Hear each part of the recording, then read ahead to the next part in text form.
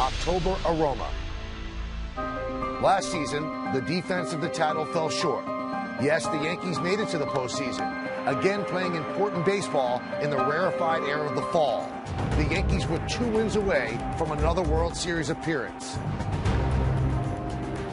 But in the Bronx, falling short leaves feelings of disappointment and a season unfulfilled. So today, the journey begins anew. The Bombers try to reclaim what they feel is rightfully theirs. There are no trophies for near misses, no parades for second place. And the retooled, re-energized Yankees feel they have more than enough to win their 28th title. A team filled with a glittering array of stars, some Hall of Fame bound, others posing in on that level. Some have individual redemption in their crosshairs, looking to atone for a season not up to standards. They all stand united in one purpose, one goal: to bring the Fall Classic back to the home office of baseball, the Cathedral in the Bronx. The long road to October begins today on a brisk March afternoon in New York City. Yankees, Tigers, next on Yes. Spring training is over, and we are ready for opening day. As today, the Yes Network presents New York Yankees baseball. It's the Detroit Tigers against the New York Yankees in the season's first game from Yankee Stadium in the Bronx. Hi, everybody, and welcome to Yankees baseball. Along with Ken Singleton, I'm Michael Kay. We will be your partners through this regular season, and we hope that you're with us the entire way as well. Opening day always features the two teams' best pitchers, but it's very rare when you get two of the best pitchers in baseball. That's what we have today. So to start off, let's take a look at the pitching matchup for this one. Justin Verlander is going to go for the Tigers, 18-9, 3.37 last year. CC Sabathia in the Cy Young Award hunt last year, 21-7, 3.18. Two of the best, Kenny. When you look at the resume of these pitchers from the last few seasons, you can see why their teams look to them to get the job done.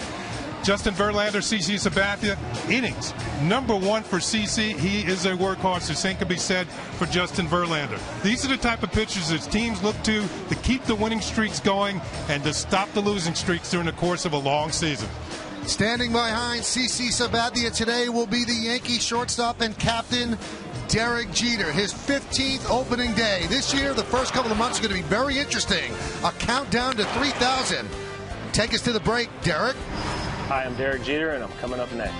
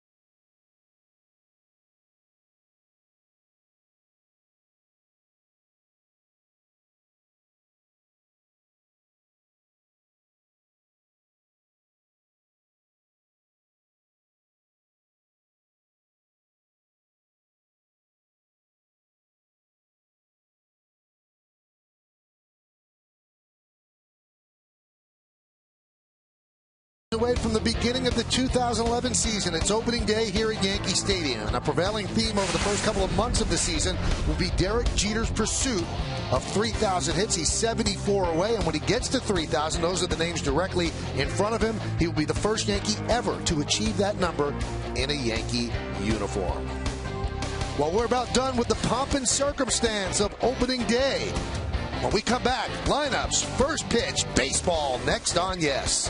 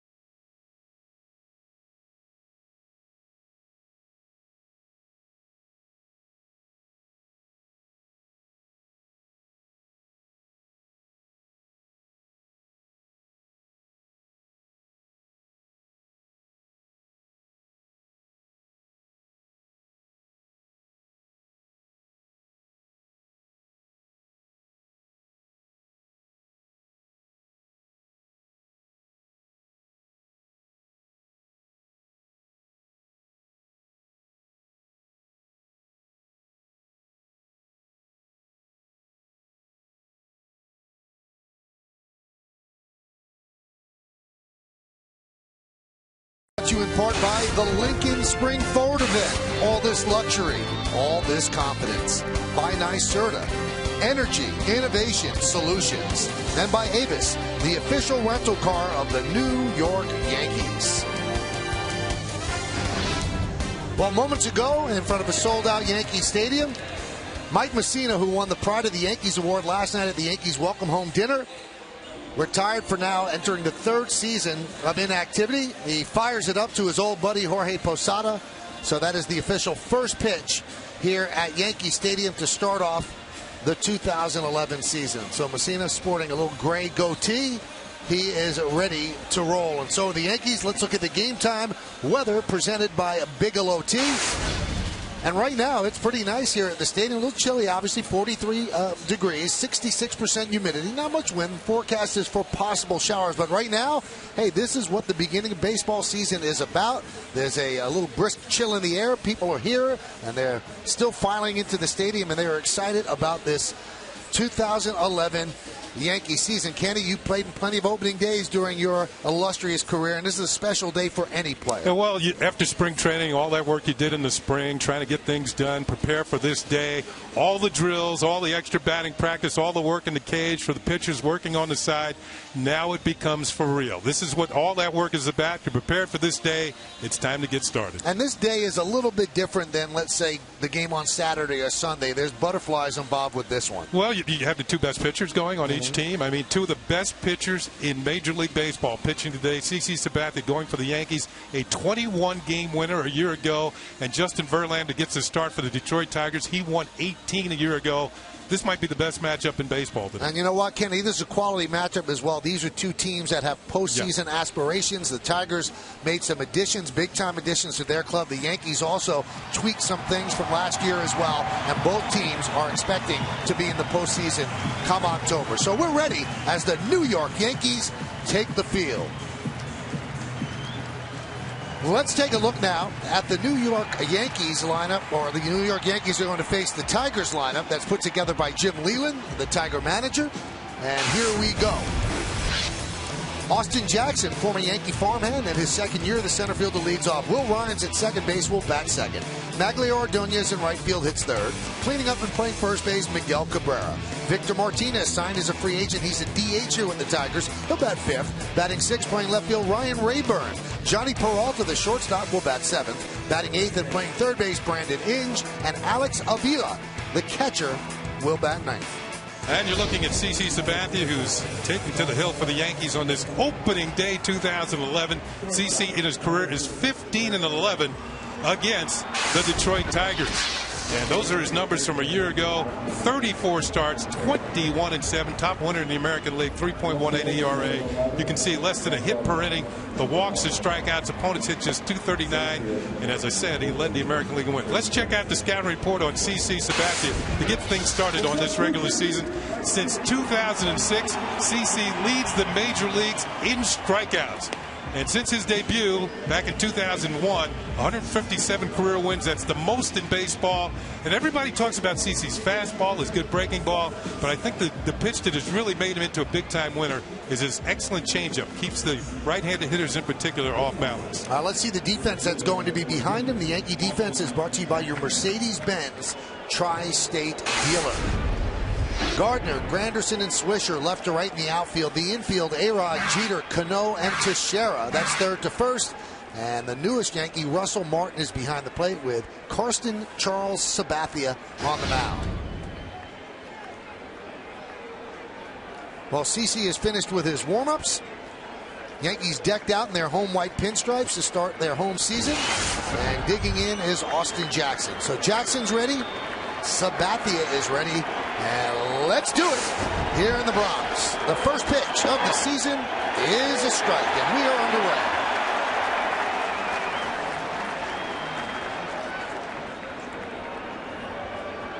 Just enough chill in the air that CeCe Sabathia might take him a while to get a feel for that changeup. We'll see what happens early in the game here. The 0-1. Swing and a miss. CeCe has never been a great starter on opening day. In 7 career opening day starts, a 5.79 ERA, and Verlander has also struggled in this assignment.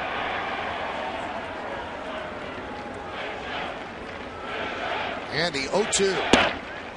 Upstairs, IOTV offers incredible HD picture and sound. Get the best in HD free. IOTV is the official HD service provider of Yankees baseball on Yes. I waited all winter to hear you say incredible.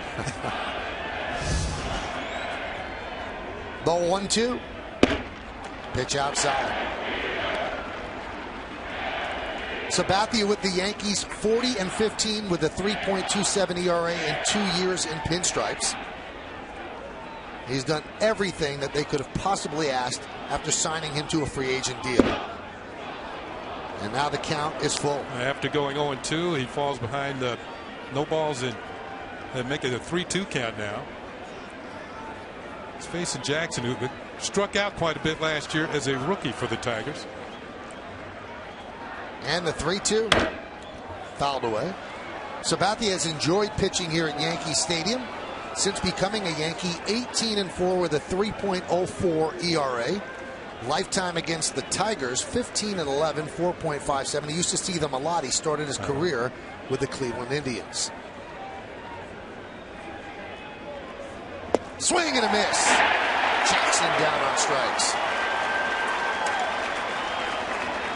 And Jackson led the American League in strikeouts last year with 170, so picking up where he left off. Well, CeCe was consistently around 90 with the fastball, maybe a little bit more on this last one. Reach back for a little extra and puts Jackson away, striking out the first hitter that he faces in the 2011 season. Here's Will Rhymes, won the second base job during spring training. Beat out Scott Sizemore. That's what he did last year. Veteran manager Jim Leland of the Tigers says that Will Rhymes is about 5 feet tall, but he does everything that you want him to do. Well, Will Rhymes is a product of the Tigers farm system. And Jim Leland also said you should reward players in your farm system. And he's hit at every level. And he hits well against left-handers. That's why he's batting in the second spot. Now, he played briefly with the Tigers last year, and he had a little over 30 at-bats against left-handed pitching, and he hit 370 against lefties.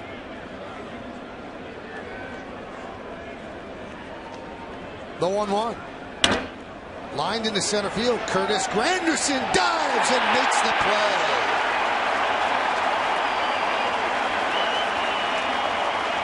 Well, one thing you might look for this year from Curtis Granderson in center field, he might be playing a little bit more shallow than usual. And it pays off in this particular catch of a line drive, a sinking line drive, the headlong dive. And another thing, it wasn't a guarantee that Granderson would be playing today because of that strained oblique muscle in spring training. But he's in the lineup, and it appears he's okay after making that diving catch. Well, that's certainly going to test that injury right there. So the Yankees felt confident, and they put him on the 25-man roster, and he is in, as you can see, the opening day lineup. Here's Maglio Ordonez, and the pitch is outside, 1-0.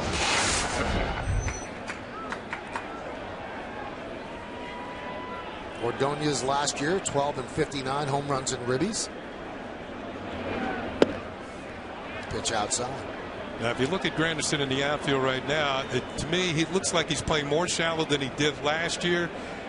Under the prompting of Lee Mazzilli, who worked with both Granderson and Melky Mesa, the young outfielder in the Yankee system, on playing a little bit closer. Fouled the other way. And the reason being, on base hits with a runner on first, you can stop the runner at second. You can make plays in front of you like he just did. And a lot of times the ball goes over your head and it's hit well. It's the pitcher's fault. It's not your fault anyway.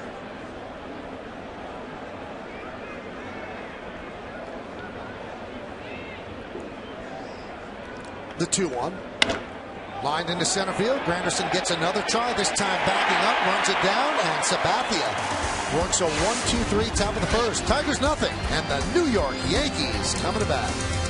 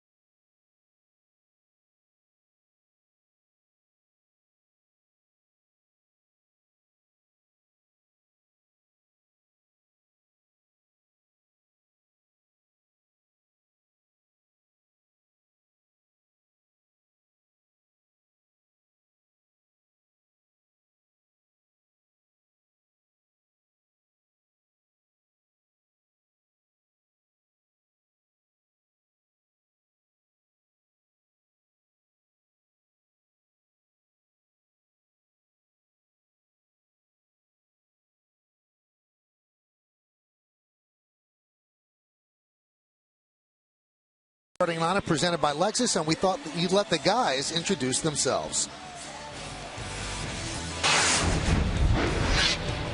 Brett Gardner, number 11. Derek Jeter, number 2. Mark Teixeira, number 25. Alex Rodriguez, number 13. Robbie Cano, 24. Nick Swisher, number 33. Jorge Posada, number 20. Curtis Granderson, number 14. Russell Martin, number 55. Thank you, guys. So I think they have to join after now as they introduce themselves. And they're going to face this guy who's pretty good, Justin Verlander. He certainly is. 33 starts a year ago, 18-9, a good ERA, 3.37. You can see the strikeouts, 219 and 224 in the third innings. And a 2010 All-Star. Let's check out the scouting report. The leading man. This will be his 4th straight opening day assignment for the Detroit Tigers. 2009, he led the major leagues in strikeouts, and his fastball has reached 100 miles per hour. Here's Brett Gardner, and the first pitch is a strike. So Gardner will be leading off, at least at the start of the season, against righties. Last year, he led off 25 times for the Yanks. And the 0-1. Now, a lot of those days he did lead off last year were days that Derek Jeter did not play. But this year, Derek Jeter's batting in the second spot. And I think for a couple of reasons. Number one, Gardner led the Yankees in on-base percentage last year. He takes a lot of pitches, goes deep into counts, and that wears out the pitcher before the big guys come to the plate. So I think Joe Girardi is going to take advantage of the fact that Gardner can steal bases, one of the best in the league, and that's why he's in the leadoff spot. And against left-handers, they'll probably do it like they did it last year with Gardner batting 9th and Jeter back up top. Swing and a miss. Verlander is a tough pitcher. The Yankees know it. Against the Yankees, lifetime 4-3 with a 3.83 ERA. Got a great breaking ball. His fastball, I said, can reach 100, but he also has a lot of movement on it as well. Tough to square it up. You saw it right there. That ball tailing back over the plate. 96. Now, he has always gotten off to a poor spring and a poor start, but in previous springs, 5-8, 4.85, dedicated himself to having a good spring training this year, 3-0, 0.96. He lit it up, and he actually approached each start as if it was a big league regular season start. The 2-2, swing and a miss, 97 miles an hour as Gardner down on strikes. Well, the Tiger defense didn't really have to take part in that, but let's take a look at them as they brought to you by the Mercedes-Benz Tri-State dealers. Rayburn, Jackson, and Ordonez left to right in the outfield. You've got Inge, Peralta, Rhymes, and Cabrera third to first. Avila behind the plate. Verlander is on the mound. Crowd gives the Yankee captain, Derek Jeter, a warm hand. And Michael, when they talked to Derek about batting second, he said it doesn't really make much of a difference. Says his numbers from last year. The 270 was down. The run scored about where you want him to be. It is a quest for 3,000. He starts the season 74 hits away. This is his 15th opening day start, and that ties Yankees Hall of Fame catcher Bill Dickey for the second most in Yankee history. First, Mickey Mantle had 18 opening day starts. Good breaking ball for a strike. That was nasty. Verlander gets into a rhythm. He starts to work pretty quickly. He and the catcher, Avila, will get into a nice rhythm. It's up to the Yankee hitters to step out of the box and slow him down. The 0-2 outside. Now Derek handled the move to second, as Kenny said, in the lineup with his usual deadpan style. He said, really, it's the same as it was every other bat than the first inning last year. Gardner batted ninth, I batted first, so I usually batted behind him. The 1-2 punched out right side, and it's caught there by Will Rhymes for the second out. Yeah, during his career, Derek is a .313 hitter leading off, and he's at .314 batting second. Not much of a difference in the batting average.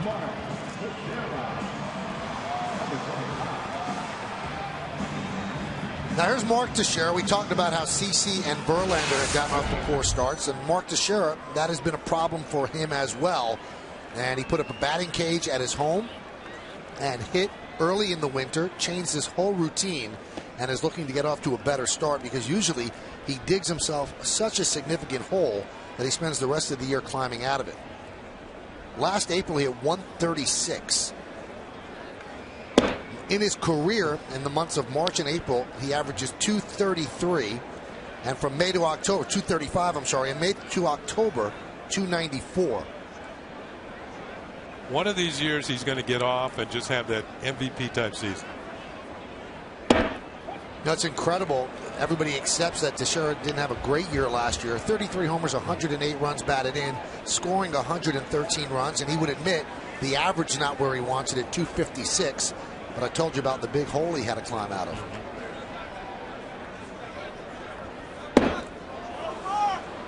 Two and two. Verlander followed up an 84-mile-per-hour changeup with a 96-mile-an-hour fastball and picks up 2 strikes. And we talked about the movement on his fastball. You can see it tailing back towards the middle of the plate. A lot of times you want to stay out of the middle, but when it's 96 with movement, it's tough. There's another one. And he is working quickly. The only thing that slowed him down so far has been the foul balls. Teixeira, through his first 28 games last year, had just 2 home runs. So after that, he picked up 31, finishing with 33. Here's the 2-2. 97 on opening day, March 31st. That's not easy. 2 of the top 4 in the AL last year in this game today. Cabrera had 38, Mark Teixeira 33. Jose Bautista led with 54. Misses outside just barely, and Teixeira works a walk. So the first base runner of the season for the Yankees, and that's going to bring up Alex Rodriguez.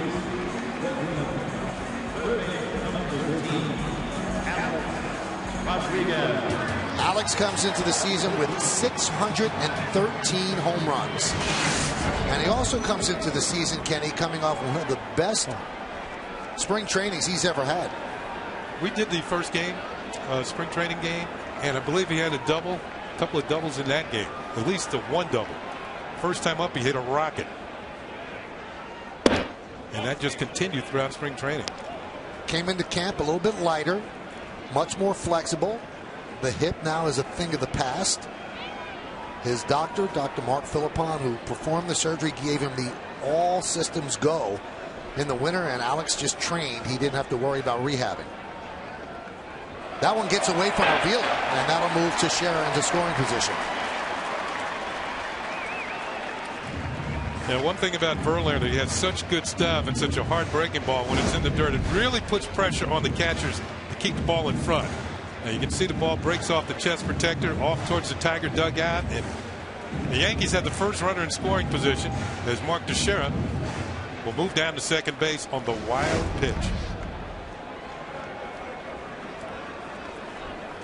Wind is blowing in from left field, so you really have to hit it a ton to get it out, especially that way. Verlander about to throw his 20th pitch.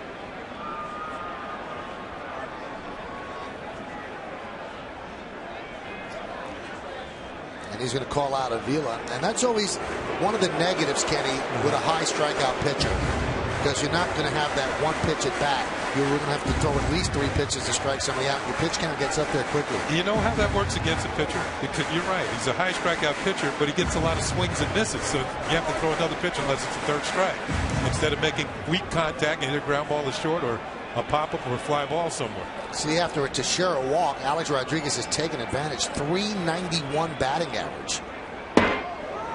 And I think a lot of that had to do last year with the fact that, let's say Teixeira walked, you didn't want to pitch to Cano. Yeah. Cano really provided Rodriguez a lot of protection. And Cano batting 5th a game. So Teixeira leads off second.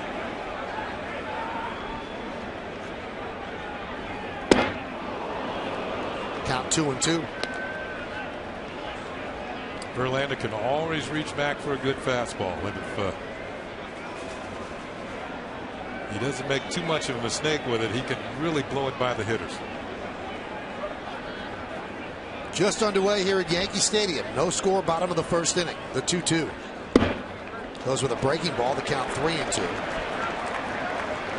Alex never gives out numbers that he's looking to attain. He did say 28 is an important number. That would be the Yankees' 28th championship. But he said he wanted to play in 150 games this year at least.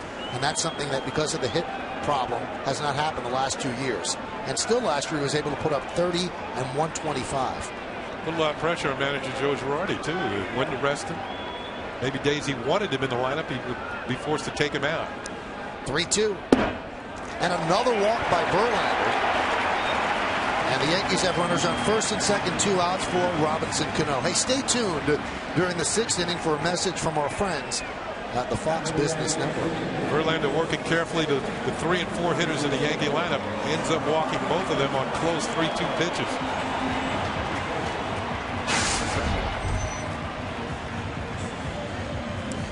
The number for Cano that really impresses me is the .381 on base percentage from a year ago. That is way above what he has done in the past.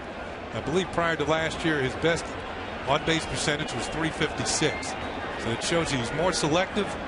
He's still getting his hits. Now the Yankees, of course, would love to score in this inning, but you see the number right underneath the Yankee score there, 24. That's pretty important because Joe Girardi's game plan was you have to work Verlander. You'd like to get him out of there after the 5th inning. Maybe he's at 100 pitches. First game, you don't let somebody go to 120. So the Yankees are building his pitch count. And there's a changeup for a strike. I believe that's the second changeup that Verlander has thrown, and both of them have been strikes. Threw one to Teixeira and now one to Cano. Verlander, because he was dedicated to getting off to a good start, throwing his off-speed and breaking pitches early in spring training. That was not off-speed. That was 96 miles an hour, but outside the zone. So Verlander has lost the strike zone. There's pitching coach Rick Knapp, who's keeping the charting the pitches that Verlander has thrown, and he can't be too excited about the fact that he's already thrown 26 pitches here in the first inning. The 2-1. 2-2.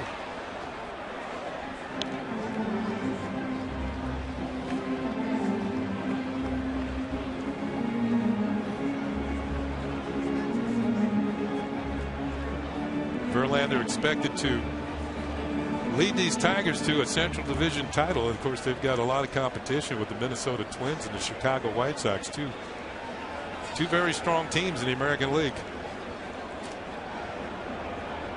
The pitch just stays alive.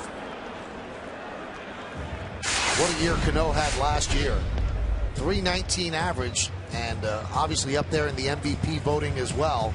This guy still, according to a lot of scouts, just scratched the surface last year. They actually believe he could be much better than that. Yeah, he's coming into the prime of his career. Only one player had more hits than Cano last year. That was Ichiro Suzuki of the Seattle Mariners. And he's the only player that's had more hits than Cano in the American League in the last 2 seasons. Teixeira off second, A-Rod off first. Good swing.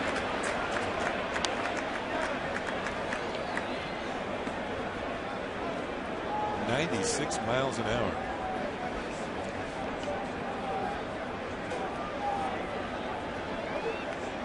CC Sabathia got through the top of the first inning with just 14 pitches, and Verlander about to throw his 30th.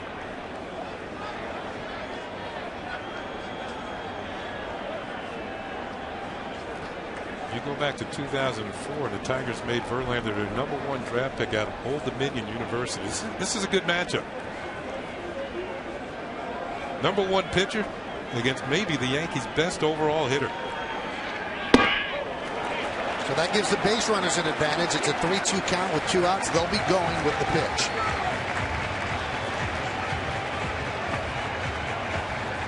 Swisher is on deck. Tigers didn't make the playoffs last year. The Yankees got in a game behind the Rays as the wild card. Made it to the American League Championship Series, where they lost in 6 games to the Texas Rangers. Crowd getting into it for the first time today. And Verlander with the inside move towards second. That works about once a year, but not today. Lights have been on here at the stadium since the top of the first inning. A little bit overcast, so the sun playing hooky today. And the lights are doing the job. This will be the 8th pitch of the at-bat upcoming as the runners will go. Swinging and a miss, he got him. Dialed it up to 96 to strike out Cano and get out of the first. No runs, no hits, 2 walks, and 2 men left. We've played one at the stadium on opening day. There's no score.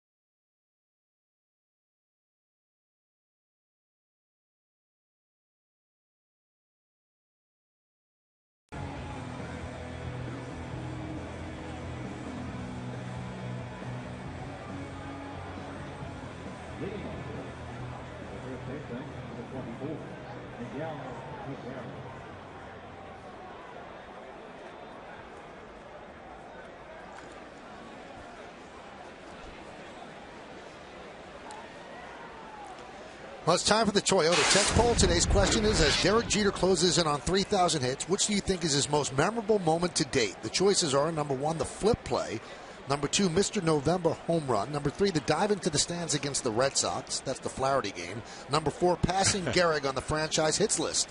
You can text your vote to 58772. Standard text messaging rates apply. Miguel Cabrera digs in. Cabrera had 4 home runs in 4 games at the stadium last year. Put together an MVP type of season. Finished second in the voting to Josh Hamilton of the Rangers. Pitches outside. He got himself into some trouble right at the beginning of spring training on February 16th. He was arrested in St. Lucie County, Florida, for suspicion of driving under the influence and resisting arrest. Reported a little late to Tiger Camp, but they are taking care of it internally, getting him some help. And he is so important to what they will do as a team this year. Well, it's not the first time that he's had issues with alcohol, and he is a big-time player in the Detroit Fortunes this year. I mean, he's their #1 hitter, #1 run producer, and they're going to have to keep a watchful eye on him during the course of the season. Line drive and a base hit. And I think the feeling is, Michael, during the structure of a baseball season, he's all right. But when the season is over and the players go off to their hometowns or wherever, that's where sometimes the problems can start to multiply. So he gets his 1,401st hit of his career. This is his 9th season in the big leagues. And here is Victor Martinez. The Tigers struck early in the free agent period, signed him. Now, he's been a catcher and a first baseman most of his career. That's what he did last year with the Red Sox. 6 home runs out of the 20 were against the Yankees. But he is going to almost be exclusively the designated hitter for the Tigers. Yeah, the feeling is he might catch 2 or 3 times a week, and Avila would do the other catching. But this guy is a legitimate 100 RBI man. He's in there to protect Cabrera. Get him some good pitches to hit.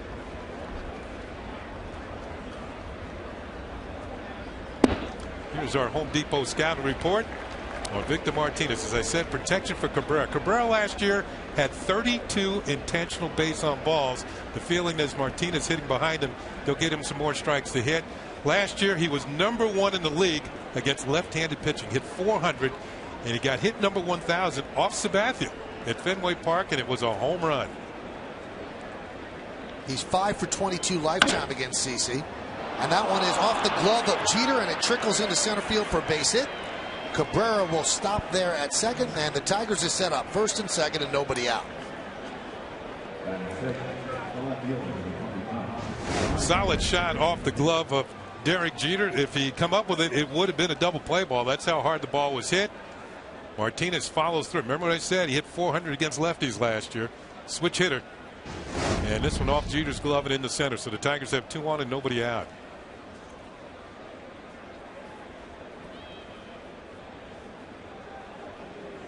Talking to Jerry Meals, the first base umpire. Here's Ryan Rayburn. Good numbers last year. Hit .315 in spring training.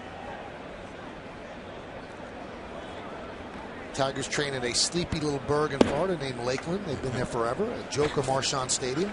Forever. Pretty close to forever. Yeah. Rayburn had a good spring. Hit 4 home runs. Tied Cabrera for the team lead.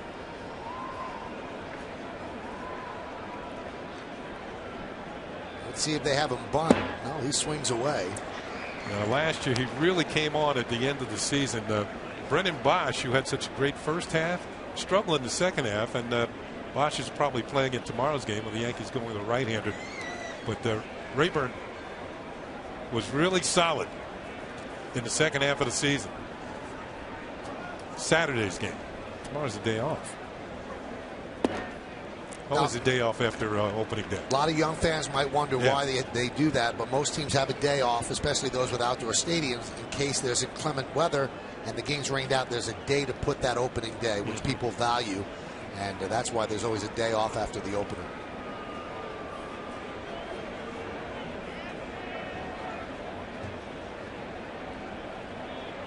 Two, 1. 3-1. So Sabathia in his first jam of the season.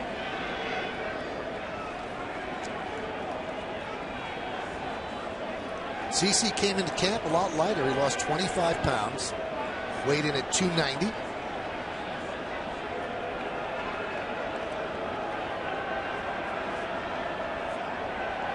3-1. There's a strike, and one of the reasons he lost the weight was to take some weight off of his knees. He had a minor meniscus surgery on his right knee, October 29th. And the knee feels fine. He said he feels a lot better with 25 pounds less on his frame. He had a good spring. 3-2.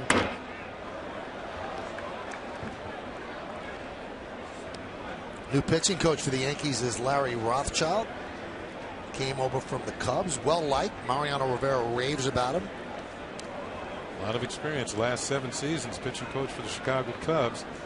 And one of the things that made the Yankee job so favorable for Rothschild, he lives in Tampa. 3-2. Missed, and the bases are loaded. Nobody out here in the second for the Tigers. CC went to the 3-2 changeup.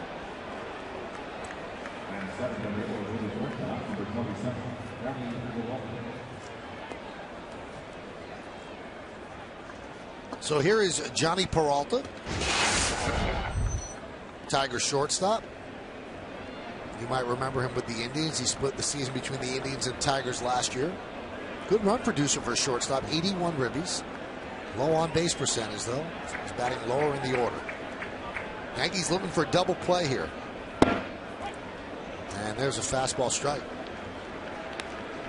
You've got Cabrera at third, Victor Martinez at second, and Ryan Rayburn is at first. And Peralta had a very slow spring, and he hasn't done well against CC Sabathia in the past. The 0-1. 1-1.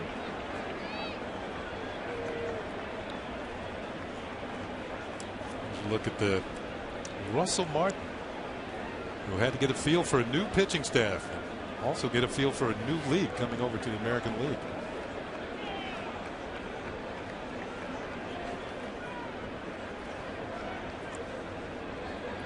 One. High drive, center field. It's going to get a run in as Granderson drifts back. He'll make the catch, tagging Cabrera. He'll score easily. Moving to third is Victor Martinez. It's a sac fly for Peralta, and the Tigers are on the board. They lead the Yankees 1-0.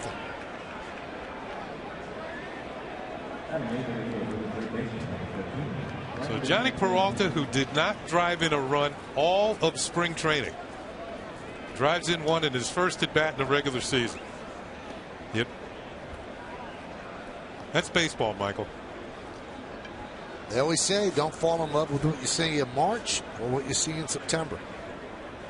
Here's Brandon Inge. 70 ribbies from lower in the lineup for the Tigers. He's their third baseman. Double play still in order. Breaking ball is a strike. Rayburn's at first. Second base is open. Held on there by Teixeira. Rayburn is. Martin last year with the Dodgers threw out 30.6% of all base stealers, and that was the 7th best percentage in the major leagues. There's a line drive. Cano makes the catch. Tries to look for the double play. It's not there, but there are 2 outs.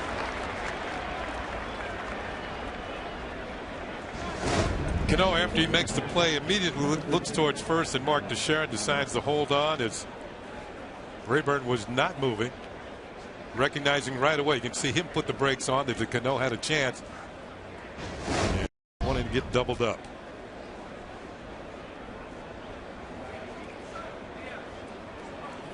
There's Alex Avila. Young catcher. A lot of people think that the Tigers should catch Victor Martinez more. He's really not a detriment behind the plate. He's not Johnny Bench. He's had some elbow problems, but Avila is not going to hit as much as Martinez, and Martinez historically has not hit as well as a DH as he did when he caught. Things can change, though. Well, Martinez kind of falling into the role of Jorge Posada. Although I do believe Martinez will find himself behind the plate this year a few times. Avila threw out 38% last year, so he's very solid throwing out the base stealers. The 0-1. Fastball in on the hands, 0-2.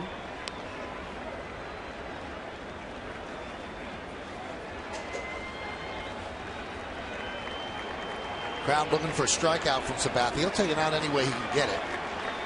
So a low pitch count in the first inning of 14. It's bumped up to 21 at least this inning, about to be 22. Runners on the corners, 2 outs. The 0-2. Swing and a miss, couldn't hold up. So Sabathia, all things considered, escapes relatively unscathed. Tigers score a run. Now the Yankees will try to come back. Swisher, Posada, and Granderson coming up.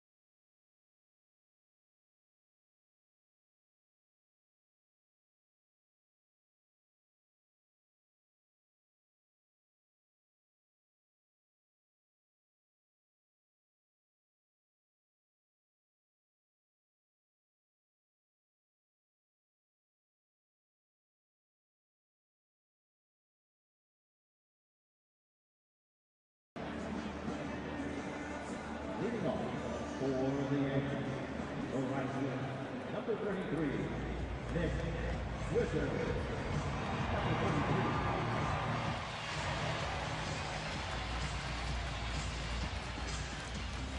Attention DirecTV subscribers. Yes Network's agreement with DirecTV will expire tomorrow, April 1st. We've been working diligently towards a new deal, but DirecTV may cease to carry the Yes Network. Starting Saturday, you may lose your entire season of Yankees baseball on Yes. Please call 1-800-DIRECTV and tell them to keep the Yes Network and the Yankees on the air. Here's Nick Swisher leading off against Verlander, and the first pitch is a strike. Since 2005, Swisher 7 for 19 on opening day. Had an all-star season last year. That one is driven into left field. Ryan Rayburn is there for the first out. Now for the Yankees. 1-0 Tigers over the Yankees. Now the Yankees have won their last 10 opening days here at the stadium. So the last 10 times they played opening day, the first game of the season at the stadium, they've won. That's an American League record. The last time the Yankees lost an opening day game at the stadium, 1982 against the White Sox. And the longest streak in big league history, the New York Mets won 11 straight from 1971 to 1989. That's the major league streak. So the Yankees trying to tie that. Here's Posada. And the pitch is high. Posada's first day as the primary designated hitter for the New York Yankees. 5-time All-Star, is primarily a catcher. That one is driven out into left center. Rayburn makes the play for the second out. This moment in Yankees history brought to you by Johnny Walker.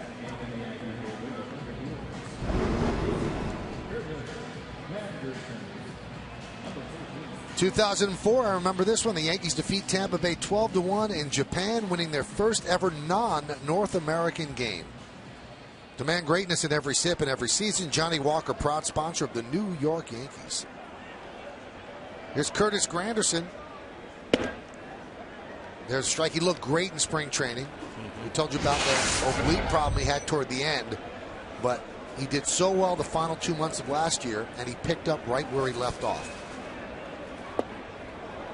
There's that changeup, count 0-2. Yeah, those are the swings and misses that might test that oblique muscle that had Curtis miss some time. And it was kind of iffy if he might go on a disabled list, but avoided it.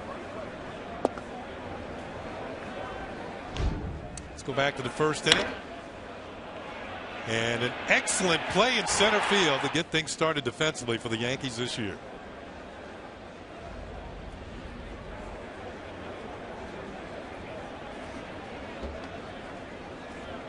Count 2-2. Yeah, Curtis strained that oblique on March the 22nd in a game in Sarasota during batting practice. It was his last swing of batting practice, and had to leave the game, and it was kind of iffy whether he would have to go on a DL or not, but he's here. He's playing in a minor league game yesterday in Tampa, got a couple of hits. Well, Verlander, his pitches are really moving today. He has great stuff, but he's having a little bit of a difficult time commanding them, and that's why his pitch count is at 40 here with 2 outs in the second inning. Yeah, but the Yankees don't have a hit as of yet, primarily because his stuff is that good.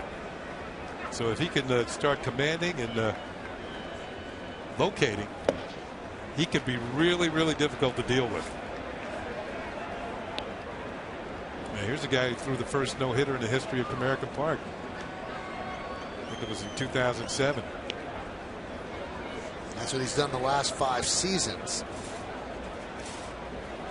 Just a solid pitcher, but in his 3 opening day starts, he has an ERA of 9.92.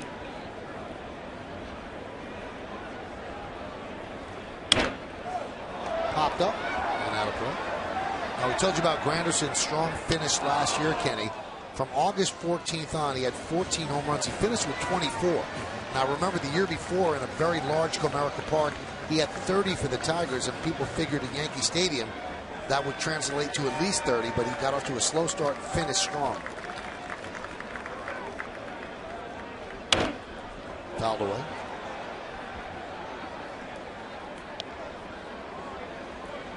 First 88 games, 239, 10, and 33. Low on base percentage. Last 48, and that followed his extensive work with the Yankee hitting coach Kevin Long, 261, 14, and 34. And the on base percentage went up 50 points. Here's Kevin.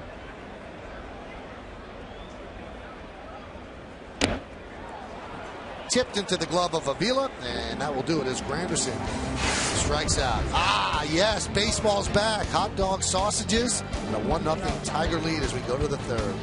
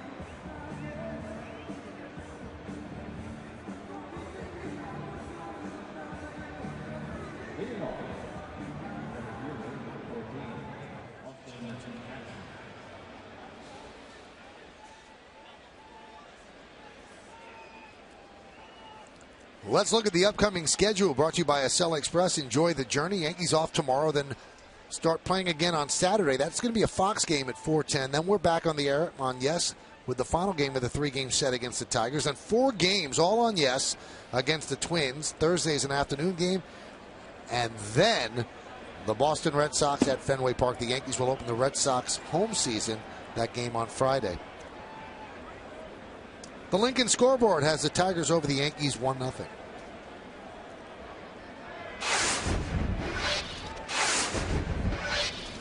Austin Jackson fouls it away. Jackson in his rookie year last year for the Tigers played a very good center field, scored 103 runs. He came into camp a little bit stronger, a little bit bigger, and they expect his home run totals to move up from 4 maybe into double digits. But he does have to correct, and he did it in the first inning.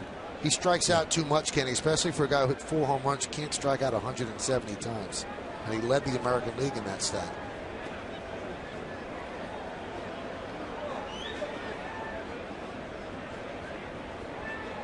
Swing and a miss. Strikes out on the chain. So 2 strikeouts of Austin Jackson by Sabathia. You know what happens when you strike out as much as Jackson does, or some of the other guys on that list. When you get 2 strikes, it kind of gets in the back of your mind. You're trying to avoid just this. And CC went to the changeup, got him way out in front after a steady diet of fastballs, and put him away. And I couldn't recall when I got no strikeout modes. You know, just oh no, I got 2 strikes again. Put that pitch in Ron Guidry. It's a done deal.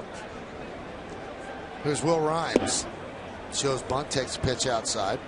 Now Rhymes might just be renting second base. He shouldn't take out a long-term lease at that position because the Tigers are hoping that the veteran Carlos Guillen will be able to come back in a month or so. He had left knee surgery, actually microfracture surgery, which is a very difficult procedure, and he had it last September. Played in spring training, at least worked out with them. And Joel Zumaya is also missing, sore right elbow. That guy throws about 100 miles an hour. So those are the Tigers that start out on the DL. But Rhymes, Michael, has done everything the Tigers have asked him to do. And when you have the backing of your manager, and it's no guarantee that the Guillen's coming back. I mean, you said it's a tough surgery. Guillen's been hurt on and on, off and on for the last few years. And Jimmy Leyland likes what he's seen from this youngster, Will Rhymes. Did he go? Yes, he did. So he goes down swinging. Second strikeout of the inning. And Rhymes did not like the call by Dale Scott. He thought he held up.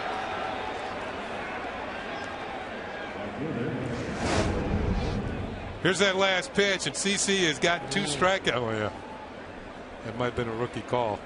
It looked like he held up the meat. He wanted to appeal to the third base umpire, Dan Iasonia, but the appeal was denied. Here's Maglio Ordonez. Now, it's not easy to strike out Rhymes. He only struck out 16 times in 213 plate appearances last year.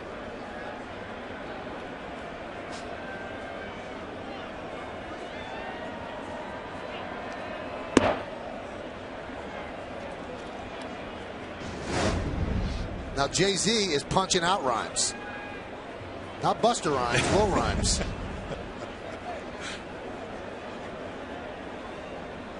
JD, he does it all. Umpires, raps. See him at basketball games. Owns part of the Nets. Yeah.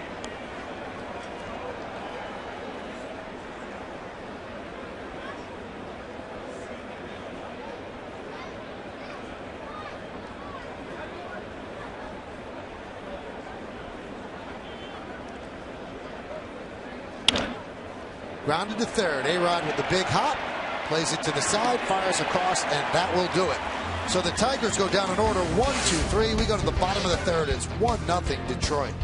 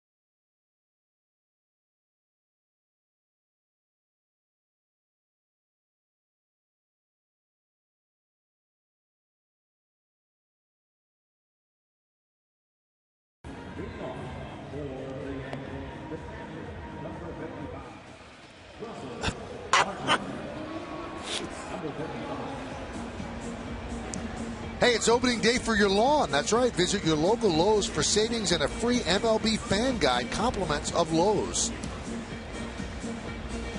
Grass looks nice and green here at Yankee Stadium here in the Bronx. Place is all dressed up. Oh. You've got the opening day red, white, and blue bunting, which always tells you it's a special day at the ballpark. And the place looks great. There's Russell Martin, his first at bat as a Yankee. And there's a strike. It is opening week indeed. 2 games going on right now. This one, and the Braves are leading the Nationals 2-0, top of the 4th. They got the month wrong on that base. This is the first regular season game the Yankees have ever played at home in the month of March. It is March 2011. And they're starting the season earlier so that they don't have the World Series go into November. On the Lincoln scoreboard, it's 1-0 Tigers. You talked about Russell Martin's first at bat as a Yankee. 2-time All-Star in the National League with the Dodgers. We also mentioned earlier when the Yankees were on defense, Kenny, that he threw out 30.6% of base runners. The Yankee catchers last year threw out 88 or got run on successfully 88.8% of the time, and that was the most of any team in baseball and the 5th worst number in the wild card year. So that goes back to 1995. When you ran against the Yankees, 88.8% of the time you made it. So they want Martin to turn that around a bit. The 2-2. Line drive, a base hit. A proper start to his Yankee career. A leadoff single for Russell Martin and the Yankees' first hit of the afternoon and the season. Well, Verlander got a fastball in the middle of the plate. This one didn't have as much movement as some of the others, and it just lined up perfectly for a solid line drive single to the left. You see the follow through, the head down, extension on the bat. Russell Martin leading the Yankees in hitting at this point.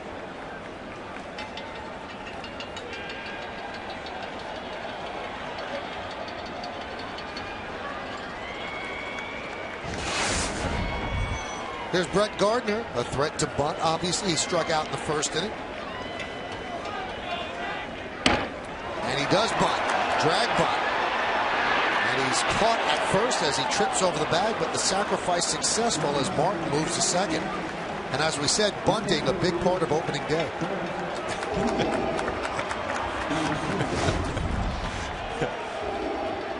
Well, red, white, and blue attempt here. He gets the job done. An All-American sacrifice bunt off the bat of Brett Gardner. But I'll tell you what, you got to hustle anytime he's going down the line. There's Rhymes.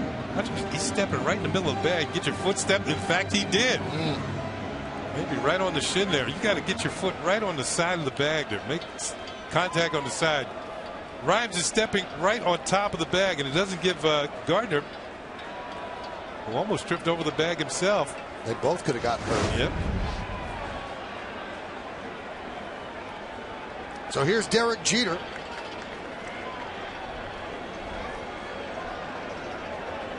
Talking things over with the manager. And there's a strike. Do you think that Girardi called that, or did Gardner do it on his own and he's explaining it? It looks like he's explaining himself. So maybe Joe didn't put the bunt sign on. The 0-1. And the feeling being that Gardner's tough to double up. And if he does force Martin at second, he can still steal second base. And then you'd be in the same position, runner at second with 1 out. And a faster run. Right. Although Martin's no slouch. I mean, at one time, Martin stole 21 bases in a season for the Dodgers.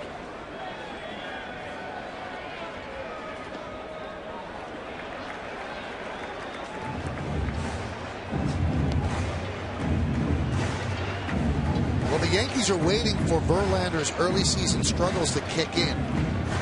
In March and April starts, Verlander in the last 3 years has a 6.28 ERA, and only 2 pitchers are worse Bronson Arroyo 6.52, and Gil Mesh, who's actually retired from the Royals, 6.59, and then Verlander at 6.28. Fourth on that list, Josh Beckett, 6.24. Mesh might actually come back next month. Just to get out of it? Just skip April altogether. Well, Gil Mesh did something that really is hard to believe. He's retired.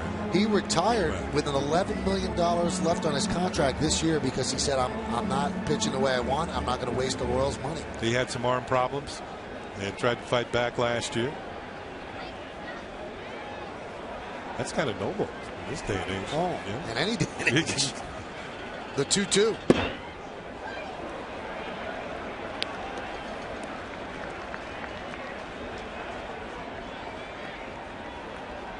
Director John Moore at work today.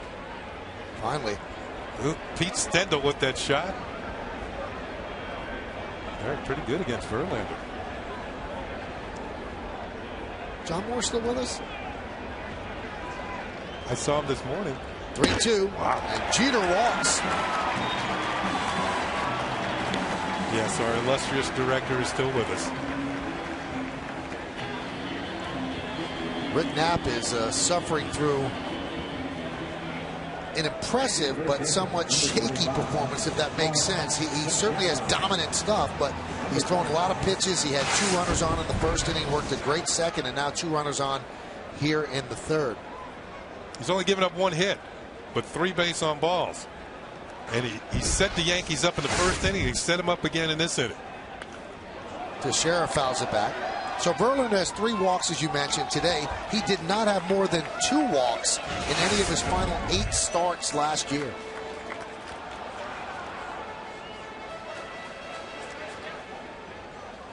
You wonder if it's being overamped on the opening day.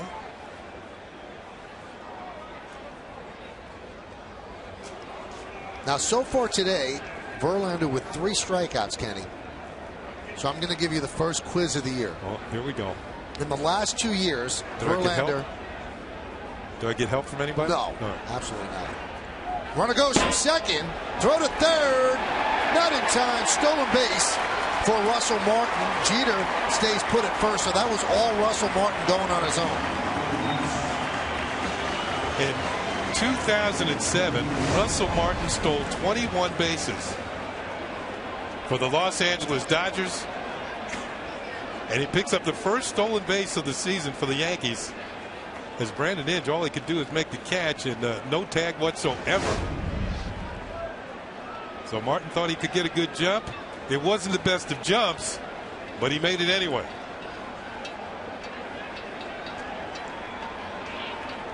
Runners on the corners, 1 out. The 2-0. Drilled deep to right field. There it goes. See ya! A 3-run home run for Mark Teixeira, and the Yankees lead 3-1.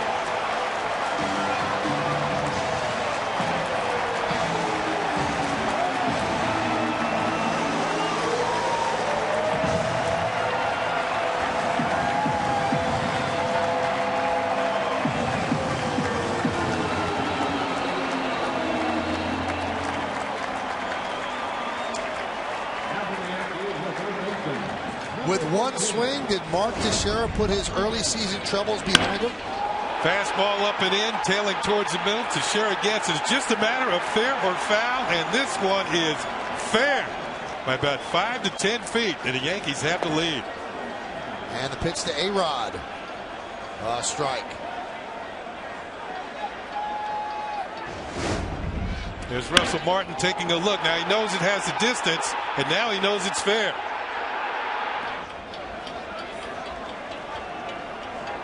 So the count 1-1. So with 1 swing, the Yankees take the lead. It took until game 12 last year for Teixeira to hit his first home run. That one is drilled to center field.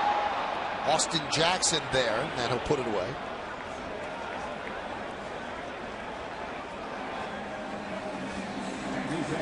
You know, in the dugouts, players will lean to the left, and you see Mick Kelleher, the first base coach for the Yankees, wishing this one fair. He got his wish. Now, I talked at length with Kevin Long during spring training, the Yankee hitting coach, about Teixeira's early season struggles, and we both joked about it. I said if he hits a home run or 2 hits in the first game, all of a sudden the mental aspect will be over. And he laughed. He goes, I'm telling you, if he gets a good first game, you're right, it's probably going to be over with. So he's walked and hit a 3-run home run so far. He's 1 for 1 on the season. And all the off-season work that Teixeira did, he tweaked his workout regimen. Maybe it's helped him. Told you he built that batting cage. He took BP early in the winter rather than waiting till the end of January before he headed down to Tampa. He's been hitting for most of the offseason. Cano struck out with runners on first and second, 2 outs in the first inning. Just missed outside.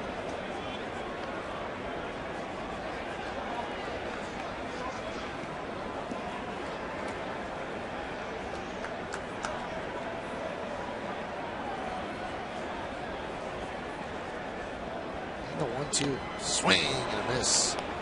Has Cano down on strikes for the second time. But the Yankees score 3 runs on 2 hits. The big blow, a 3-run home run by Mark Teixeira. His 3rd opening day home run in his career, but his first since 2005. He's pumped.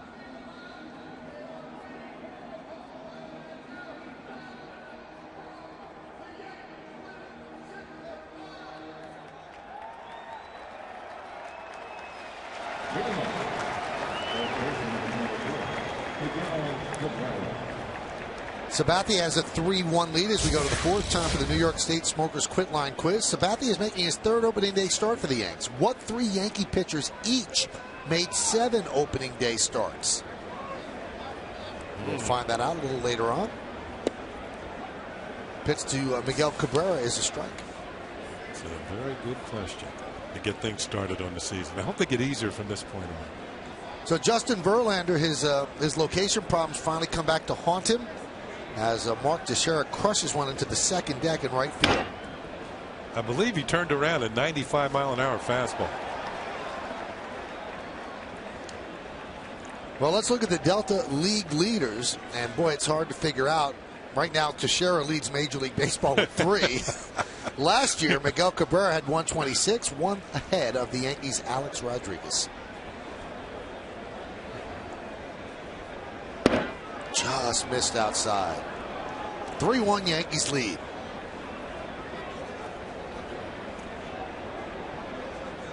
I was talking about the fact that Cabrera had 32 intentional walks last year. And that is 1 off the American League record, which is held by 2 left-handed hitters of note, Ted Williams and John Oldroyd. And that's one reason why the Tigers went out and signed Victor Martinez, who was on deck, figuring that they might get Cabrera some more pitches to hit in big situations.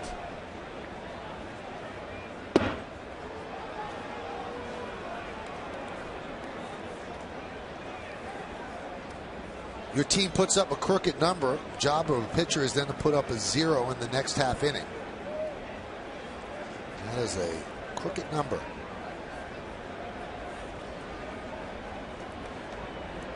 And Miguel Cabrera works a walk to lead off the 4th.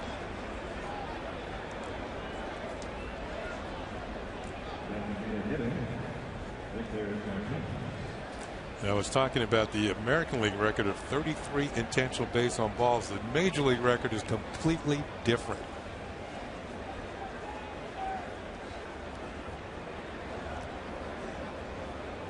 Is that Mr. Bonds? 120 in 2004. In 2004. I believe that now the Orioles manager and then the Diamondbacks manager, Buck Showalter, walked him intentionally with the bases loaded to force in a run in the 9th inning. In a game they actually won.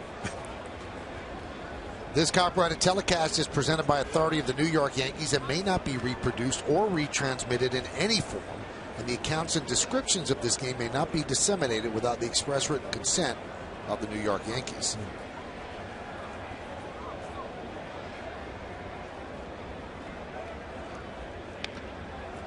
Foul back. Martinez, one of 2 big signings that the Tigers made during the offseason. The other one being Joaquin Benoit, who was such a big part of the Tampa Bay Rays bullpen last year. And he's going to be the setup man here with the Tigers. Benoit had a very good spring training session as well. But the Tampa Bay bullpen just decimated. Their closer, Rafael Soriano, now a member of the Yankee bullpen. Randy Choate is gone. Dan Wheeler is gone. He's with the Red Sox. Grant Balfour, I believe, was with the A's. And Benoit is here with the Tigers.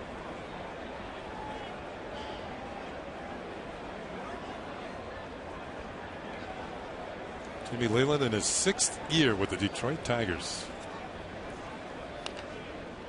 66 years old, and he said during spring training, my tail is on the line. They didn't play well last year. They didn't live up to their expectations. They made the changes they needed. He's in his 6th season as Tiger manager, but he said he and the GM, Dave Dombrowski, their tails are on the line. Both in the last year of their contracts. And he addressed that, I believe it was yesterday. He said that's the last he's going to talk about. The 2-2, swing and a miss. Low and outside fastball as Sabathia strikes out Victor Martinez. Yeah, strikeout number 5 for Sabathia on the afternoon. He's had at least 1 in every inning so far. And he got Victor Martinez to leave the strike zone. And one thing about being a good hitter, a lot of it's about discipline and not swinging at pitches out of the zone. That time Martinez got himself out. Nice. Now, one of the hallmarks of the Tigers under Leland is that they always get off to a good start. In the first half, they have a .576 winning percentage under Leland, but in the second half, they collapse. They have a .459 winning percentage. So his first half numbers in the years with the Tigers, 2nd best in baseball, and his second half numbers, the 25th worst in baseball. Last year, they finished at an even .500. Those are the overall records under Leland. Line drive, a base hit. So Rayburn picks up a single as Cabrera moves to second. Mentioned that Rayburn had a good second half last year and really came on. In fact, he was Tiger Player of the Month for both August and September in a year where Miguel Cabrera led the league in runs batted in. And he parlayed that into more of a role this year, getting a chance to play left field on an everyday basis.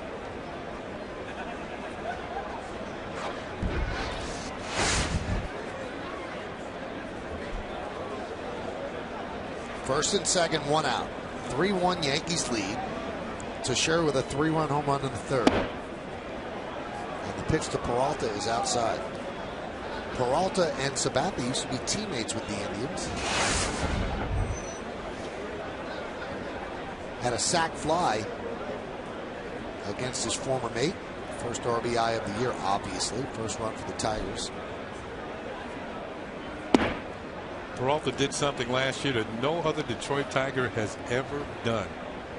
The day after he was traded from Cleveland to Detroit, his first 2 times up, he hit home runs at Fenway Park.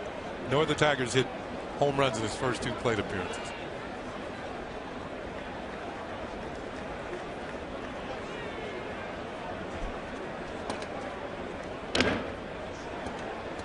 Count 2-1.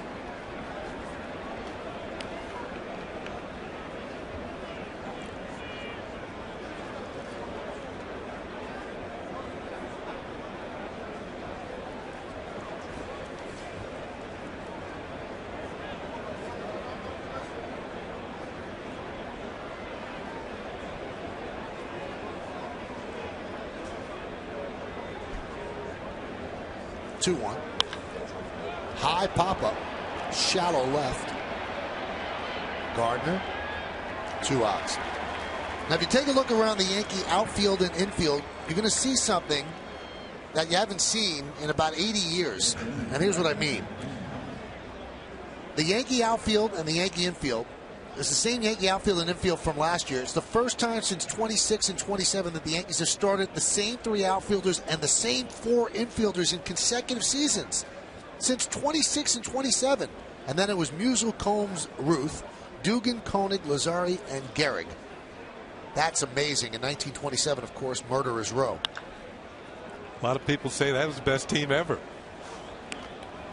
1927 Yankees. Babe Ruth was at the height of his powers. That was his 60 home run season. And Lou Gehrig wasn't far behind.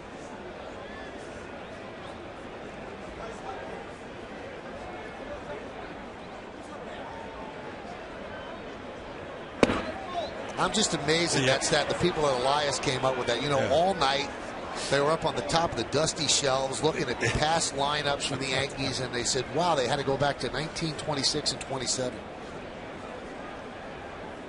But the key was Curtis Granderson getting back here from Florida yesterday to get into the lineup. The people at Elias were rooting for him because all that dust, all that climbing, all those books, it would have been for naught if Curtis wasn't in the lineup.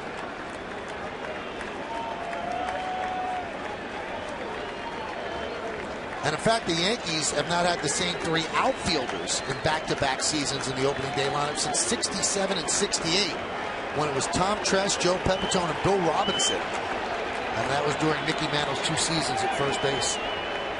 The 27 Yankees were pretty good. 110 and 44. Hey, take the Yankees with you wherever you go this season. Subscribe to MLB.tv today to see every Yankees game live or on demand on your computer and your favorite devices. Visit Yankees.com to order and get more details. MLB.tv, baseball everywhere. 1-2 count on Inge. Runners on first and second with 2 outs. Line drive inside third and down the left field line. Cabrera will score. Moving to third is Rayburn. And holding at first with an RBI single, Brandon Inge, as the Tigers have closed it to 3-2. Well, Brandon Inge already has to be one of the happiest players on opening day because he went to VCU, Virginia Commonwealth. And they've made it to the Final Four for the first time in school history. And he hits his shot by Alex Rodriguez down the line. Now, Inge is already a member of the Hall of Fame, but it was for baseball at VCU, of course, and he drives in his first run of the season, makes it a 3-2 ball game. So you're saying Inge is a huge Shaka Smart fan? Yeah, I would think so. Here's Alex Avila. He struck out in the second inning. The same situation, first and third with 2 outs. Now, what happened with Inge was a problem for CC last year. Opponents hit .313 with 2 outs and runners in scoring position against Sabathia last year.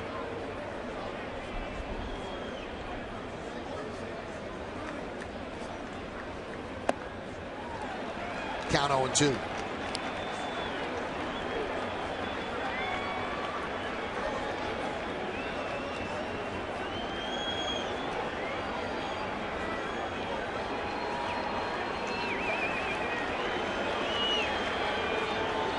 We are in the 4th, 3-2, opening day at the stadium, Yankees and the Tigers. Swing and a miss. So Sabathia comes back to strike out Avila, and that'll do it in the 4th. 1 run, 2 hits, and 2 men left. Let's go to the bottom of the 4th. Yankees up by 1.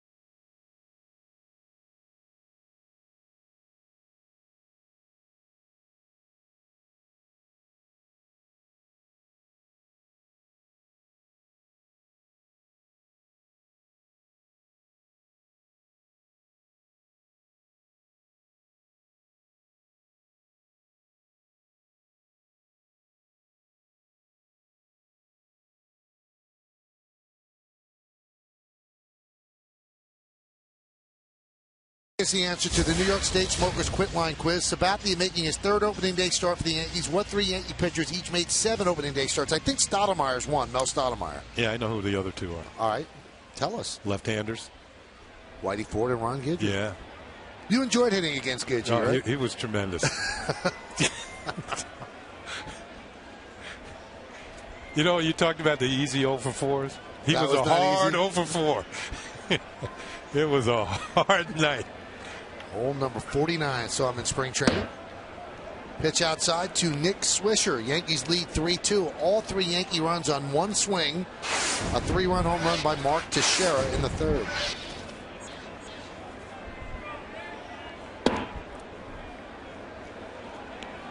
You know, Swisher is, I call him the unsung hero of the Yankee lineup because Joe Girardi has a way of batting him all over the place, up and down the lineup. 2nd to 7th.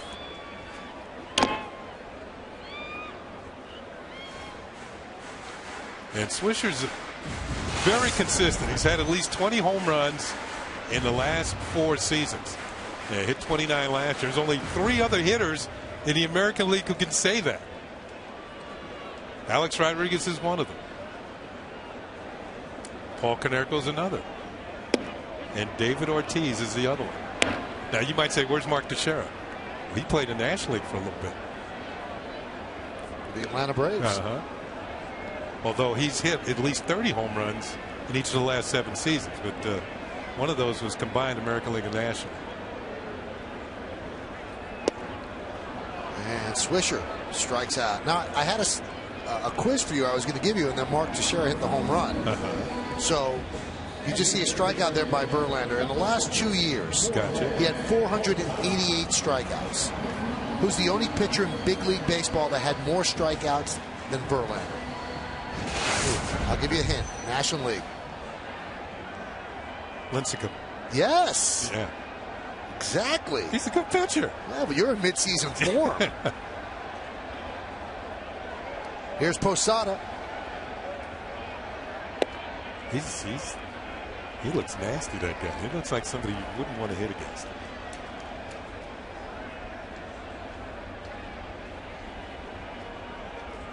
See, the key was you said National League. I wouldn't have gotten it any other way. Count 1-1. Now Jorge Posada has hit 4 home runs in his career on opening day. And that's tied for second place on the Yankee list with Yogi Berra and Mickey Mantle. Who had more? Babe Ruth had 5. And Posada flies out to right. There's Maglio Ordonez in right field, and that's been true each and every one of the last 6 opening days. Maglio Ordonez in right field for the Detroit Tigers. And he is the Tigers are the only team to start the same right fielder in each of the last 6 seasons.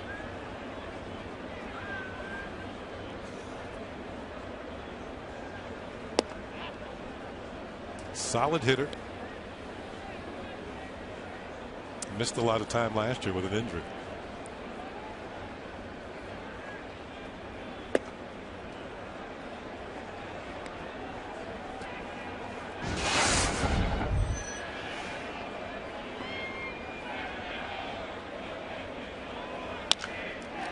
Ground ball to first, backhanded by Cabrera, flips to Verlander. So Verlander, after a struggling third, comes back with a 1-2-3 4th inning.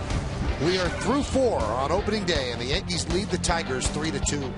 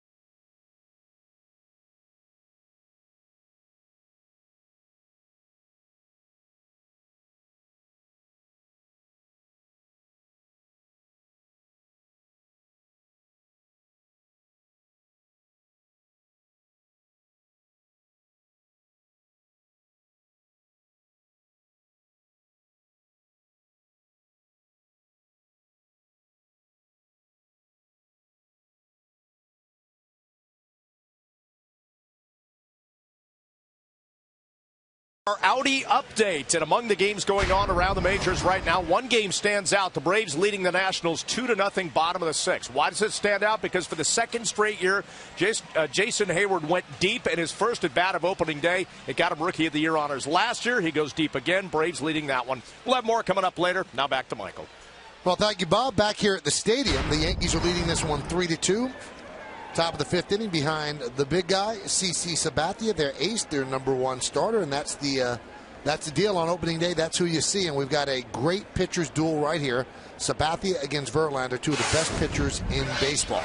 Top of the order, and Austin Jackson leads off. Now, one thing that Sabathia gives you is great performance on the field and really unsung what he does off the field, and that leads us perfectly into our good friend Kimberly Jones, who's down in the third base camera well. This guy does it off the field as well, Kim. You're right, Michael. Whether it's getting Orlando Magic tickets or Knicks tickets for his teammates, he's always hooking them up with something. And here's this from Ivan Nova today. Nova last year when he was called up, like many young players, really wasn't suited to be a major leaguer. Literally, he didn't have many suits. CC told him, I want you to come to my house. We're going to have some custom-made suits for you. Be there this date, 1 o'clock. Nova never went. He was too nervous. He said he didn't know what to do, so he didn't go.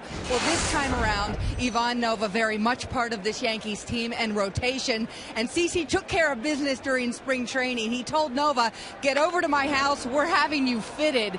He did indeed. Nova has a bunch of suits on the way, courtesy of CC. Michael, he's not sure when they're going to arrive. He's not even sure how many he's getting, but you and I both know Sabathia will hook the young man up. I'll tell you what, Kim, and Kenny as well, that is as one of the rights of being a big leaguer. It's called paying it forward. I'm sure it happened in your day, Kenny. It certainly did. I can recall walking into the lobby of in a hotel in Chicago my first day in the big leagues, and the general manager, Bob Sheffy, gave me some money. Of course, the suits weren't expensive in those days. Go down to Marshall Field and get yourself some clothes. Really? And it was just peel the money right out of his pocket. Here's Will Rhymes, and he shows Buntek's pitch outside. Now, Verlander's doing a good job on the other side against Sabathia, and that was one of the things that he was determined to do after poor starts the last couple of years, Kim.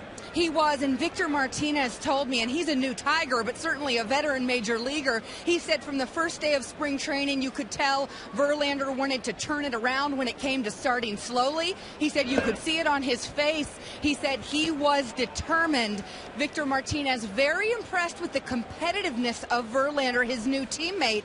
He says he reminds him a lot of CC, which is high praise from Victor, who also knows Sabathia so well from their time in Cleveland. He says with these two on the mound today, we're going to have to beat them to get them off the mound, because he thinks both of them would be in for long innings or long outings. That was before today's game, and I think Victor Martinez was right, Michael. Drag bunt by Rhymes, fielded by Teixeira, and it's dropped by Cano, and everybody is safe. It was about to be a sacrifice. Now it looks like it's going to be an E4, as Cano did not hold on to the ball from Teixeira. Yeah, I think the sacrifice is still in mode. He'll get, but it's an E4 for allowing Rhymes to reach base. That was a good throw, right on the money. Looked like Cano got a little fancy trying to catch it instead of letting the ball go into the glove, and he knocked it down. And that's from a guy who had a stretch of 81 straight games without an error last year. And a Gold Glove winner for the first time, and he really deserved it. Some people thought it was a couple of years too late. So the Yankees have a little bit of a jam here. First and second, nobody out. In the heart of the order coming up, Ordonez at the plate and Cabrera on deck.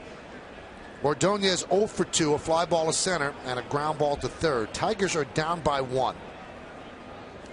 Now the guy that's on deck, Cabrera, 1 for 1 with a walk and 2 runs scored. And Kim, he has a lot to make up for the way he came into spring training with the issues that we detailed earlier, and this guy is the key to the Tigers' success, I believe. He absolutely is, Michael, and I mentioned this during pregame as well. I talked to Miguel before today's game, and I asked him if he set any numbers as goals for the season. We all know the great numbers he puts up perennially. He said to me, well, no, we want to win games. He said, that's my only goal. If we win games, my numbers will take care of themselves. He truly is in it for his team at this point, he tells me, and I checked in with Victor Martinez on that as well. The thinking is Victor Martinez will be very good for Miguel Cabrera. He is a veteran. He is a family man. He is also from Venezuela. The thinking is he will be another person in that clubhouse Miguel Cabrera can go to if and when he needs to. And Victor's response to me was, he's going to be fine. He's a kid, but he's growing up. And he also said, when he's at bat, shut your eyes and just listen.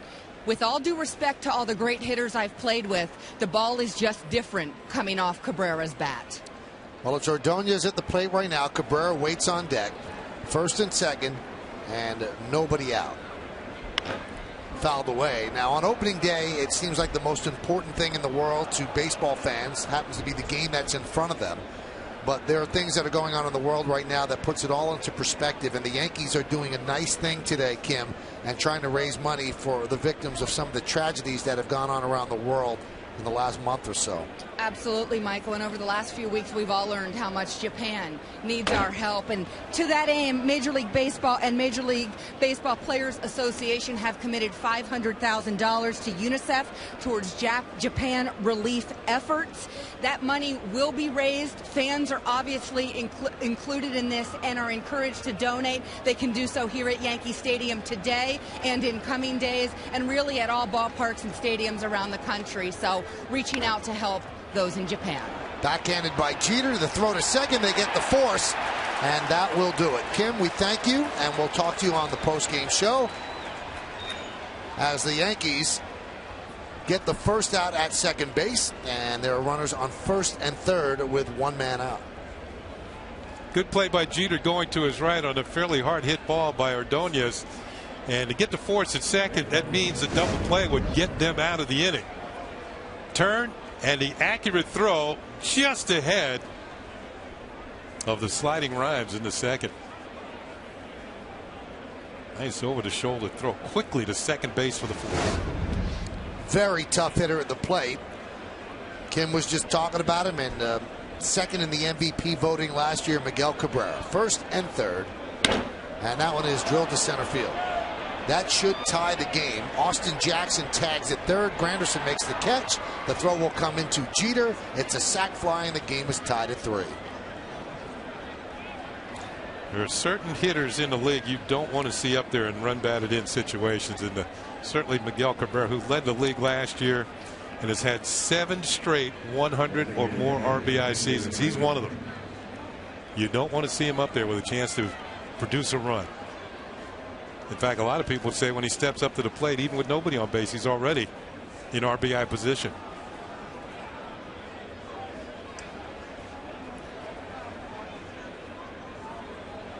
So Cabrera, 2 runs scored today and an RBI, and here's Victor Martinez. And a strike.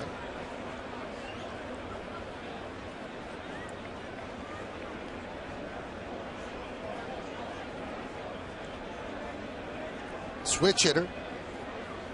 Lifetime as a DH, a 235 hitter. Lifetime as a first baseman, a 313 hitter. Lifetime as a catcher, a 299 hitter. And so far today, he's 1 for 2 as a DH.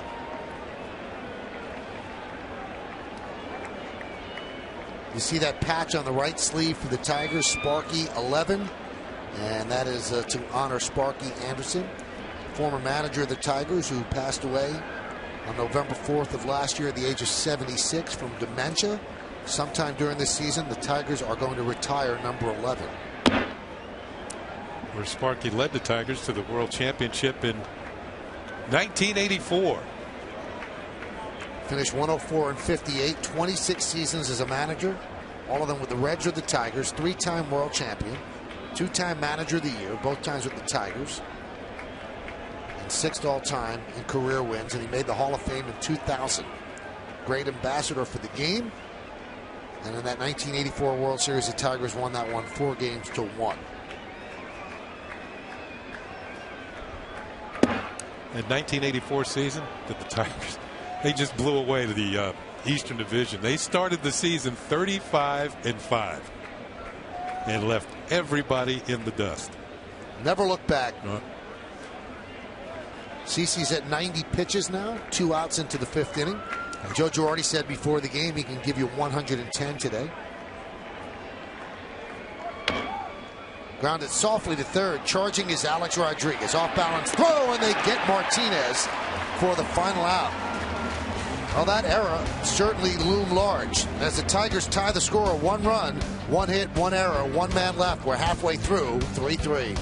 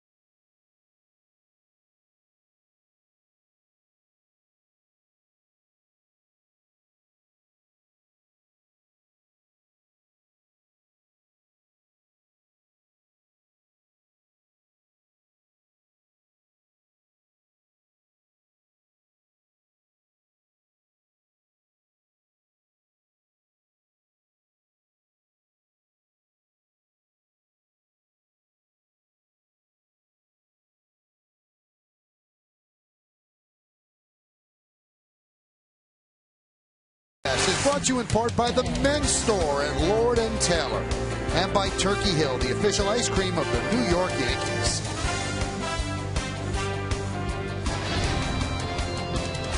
Big crowd here at the stadium. We go to the bottom of the 5th inning, and the Yankees and the Tigers are knotted at 3. Yankees have just 2 hits, but one of them, a 3-run home run by Mark Teixeira. The Yankees scoring in the 3rd. Here's Russell Martin, pitch outside, 1-0.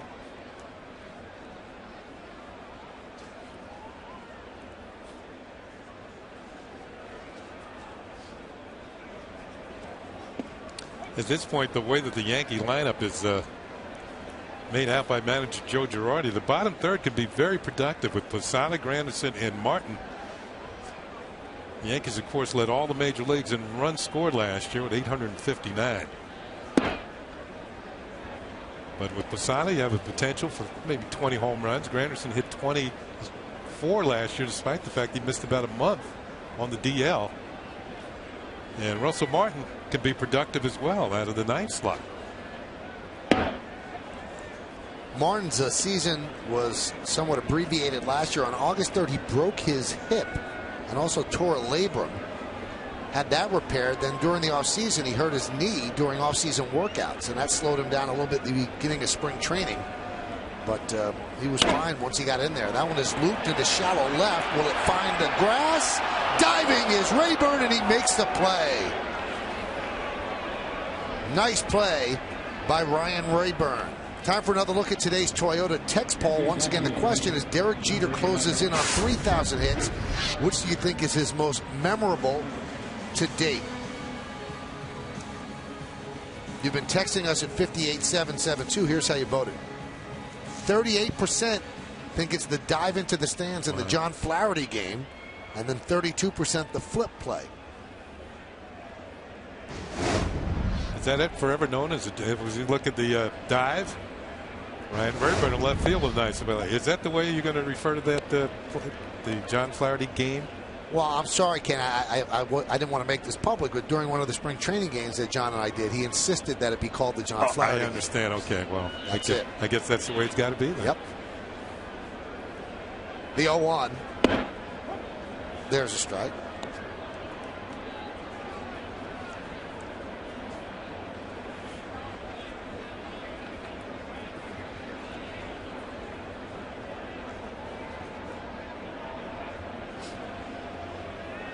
Gardner 0 for 2, or check that 0 for 1 with a sac bunt. And now he is 0 for 2 as he strikes out against Verlander. 2 outs here in the 5th. Well, both of these pitchers are living up to their reputations as strikeout pitchers. Sabathia has 6, and now Verlander has 6 strikeouts.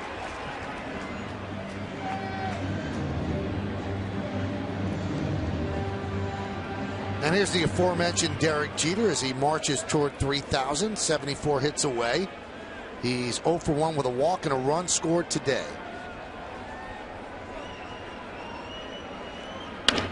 Ground ball up the middle. Peralta behind the bag. And that'll do it. A 1-2-3 inning for Justin Verlander and the Tigers. 5 in the books here in the Bronx at Yankee Stadium. It's a 3-3 game on opening day.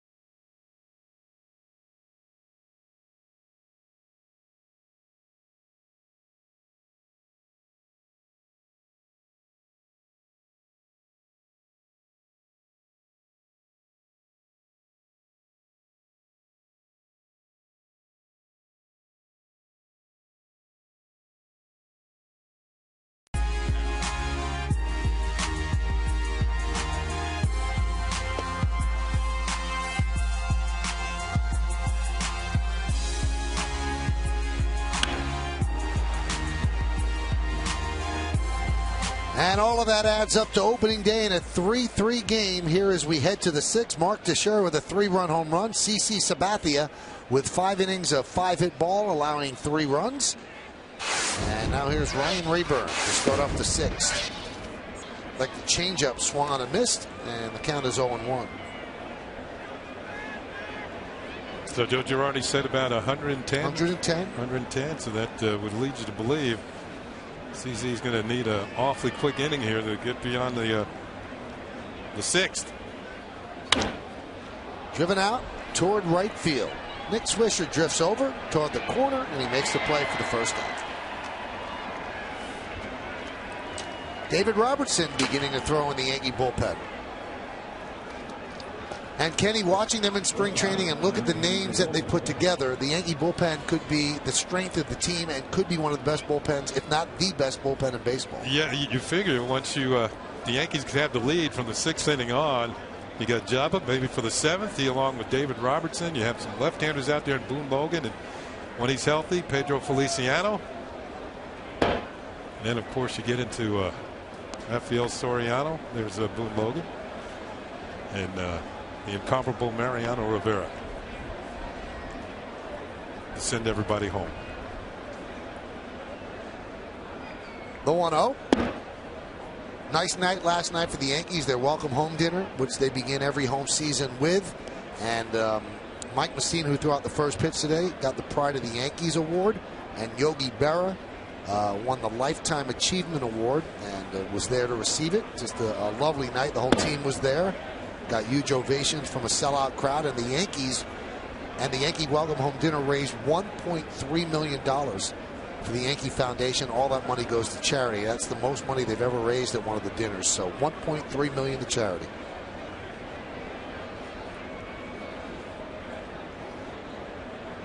The 2-1. 2-2.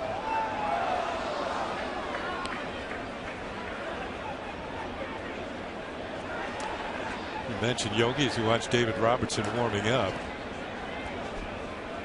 Yogi homered 4 straight opening days for the Yankees. 4 straight opening day home runs. That's the Yankee record. Strike 3. Peralta down looking, 2 away. Attention DirecTV subscribers. Yes Network's agreement with DirecTV will expire tomorrow. That's April 1st. We've been working diligently towards a new deal, but DirecTV may cease to carry the Yes Network. Starting Saturday, you may lose your entire season of Yankees baseball on Yes. Please call 1-800-DirecTV and tell them to keep the Yes Network and the Yankees on the air. Brandon Inge fouls it back.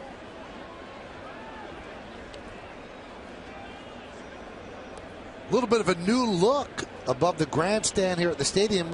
It's an old new look, but last year they had all the championship years on flags rimming the grandstand. This year they have all the teams and their names on flags above the lights. And what they've done, at least on this opening day, is they've put them in the way they finished last year. All of the divisions in baseball. Kind of a neat touch, and I'm sure they'll change that each day as the standings change.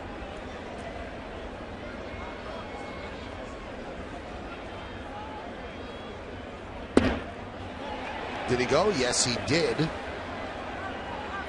There have been 13 strikeouts in this game combined with Sabathia and Verlander. But the last strikeout of Peralta was the first one on a called 3rd strike.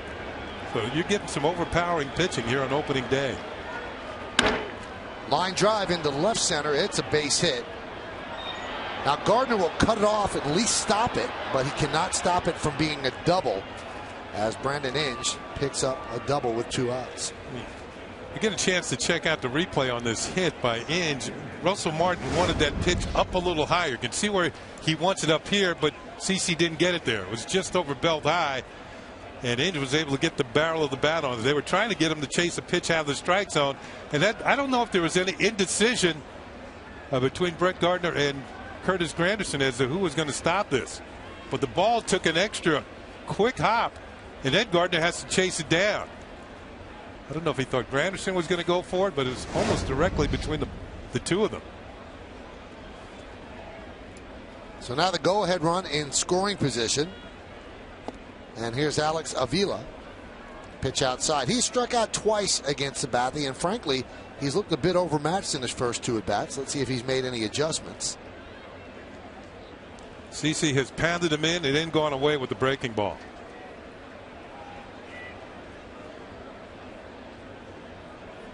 Now he pounds him in again. Oh, you know that's got to hurt on a day like today.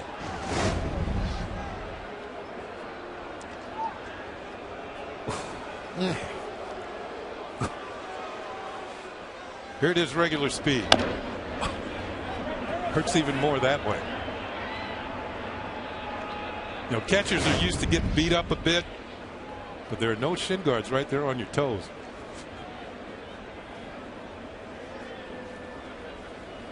Wow.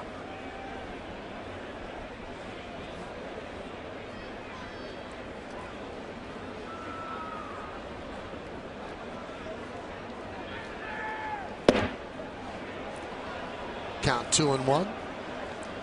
Well, we said it was 2 of the best pitchers in baseball going against each other. This is what they've done so far. Verlander has allowed 2 hits in 5 innings, but the big hit was a 3-run home run by Teixeira.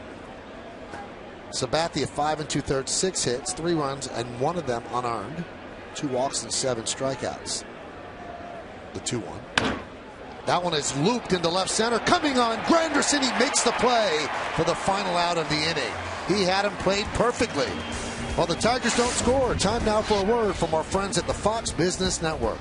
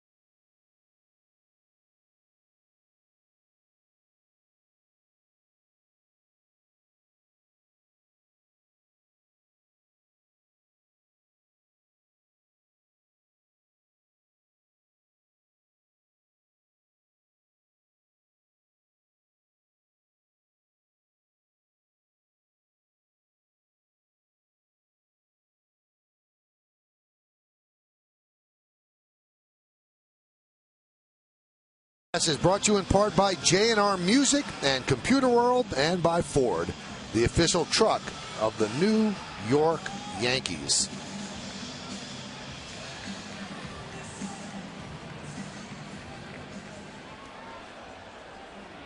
We go to the bottom of the 6th inning. Verlander is still in there for the Tigers, and he will face the guy that's hurt him today, Mark Teixeira. Walk and a 3-run home run. Pitch outside.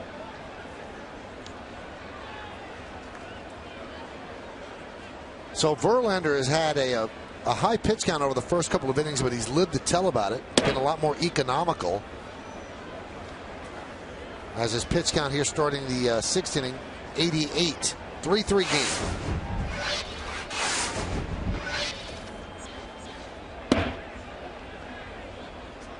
Count 2-1.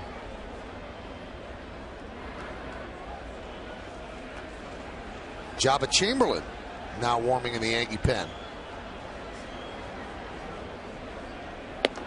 And between innings, we got to look at CC talking with Rothschild and Girardi, and it certainly looked as if his day was over after 6 innings. It looked like he was trying to talk him out of it.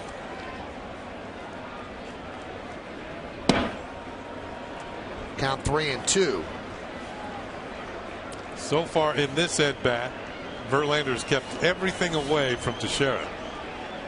The fastball was a pitch that was up and in that he hit the home run on in the 3rd inning. Ground ball to second. Rhymes. 1 away. Here's that conversation between innings. Shakes the hand of his catcher, Russell Martin. And then Girardi comes by, and Rothschild will join the pitcher. No, I'm fine. No. I'm fine, man. That pat on the bat is not what you like. Yeah, not at that point. It's the big picture. It's a long season. Here's Alex Rodriguez, breaking ball. 1-0.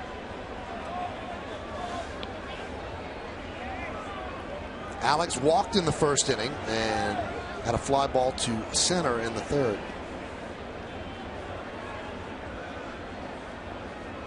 Another breaking ball. Count 2-0. Alex starts the season with 613 home runs.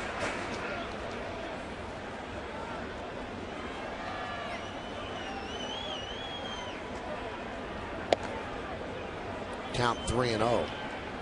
Does Girardi green light A-Rod here at 3-0? Yeah, go for it. Canoa's on deck. One swing could mean 1 run. He takes that one. Strike on the inside corner. Some of the West Coast cadets here at the ballpark watching this 3-3 game, opening day, bottom of the 6th inning. We thank them for all that they do. That one's driven out to right center field. Giving chase, Austin Jackson on the run, on the track, and it's off the wall. Bounds past him as Alex Rodriguez motors the second, and he'll stop right there with a double.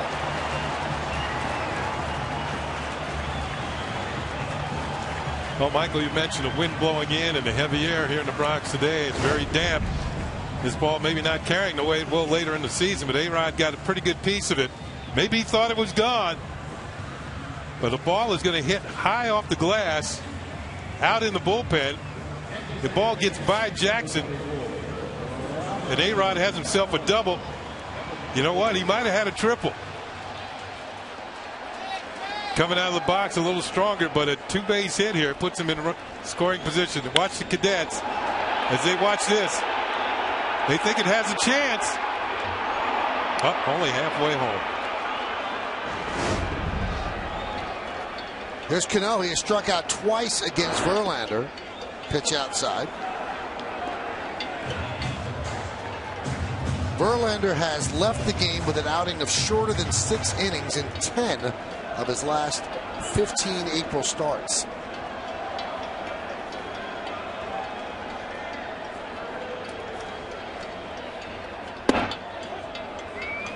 Count 1-1.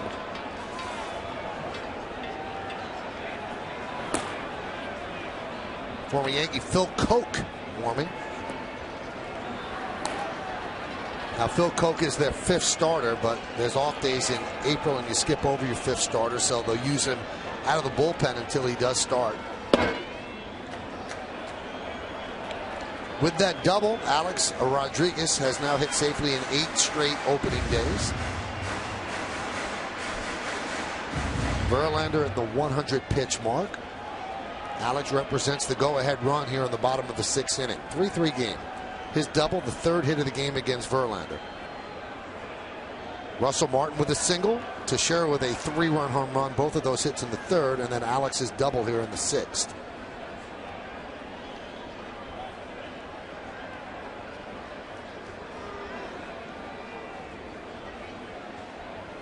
You know, I wonder, Kenny, you said that he might have been able to get 3. I wonder if he broke it down thinking that that ball was out. I think so, and one reason I mentioned 3 is because Austin Jackson had to double retrieve in center field. He chased it down one way and then had to chase it back the other way. Yeah, usually he thinks he looks in the dugout when he thinks it's a homer. About right here, maybe maybe not. Well, that's something Alex can do, especially feeling as good as he does. That could have been a triple. If you're going to look into the dugout and style a bit, it's got to be sure that it's gone. Well, it'd been nice to have him at third base with one out. Yeah. And with Cano at the plate, maybe you force the infield in at that point. Of course you do.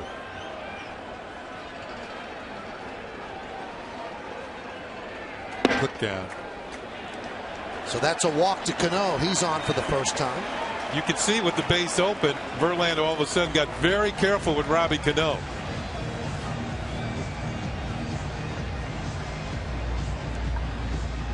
So Rick Knapp, the pitching coach, is going to come out and talk with Verlander as Swisher comes up to the plate.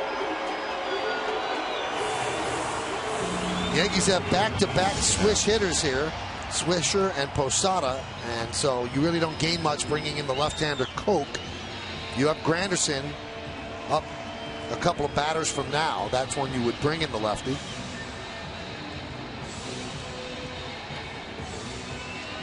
Verlander electing not to go with the long sleeves here on a March day in New York City. He pitches for the Tigers in Michigan, but then again, he's from Virginia.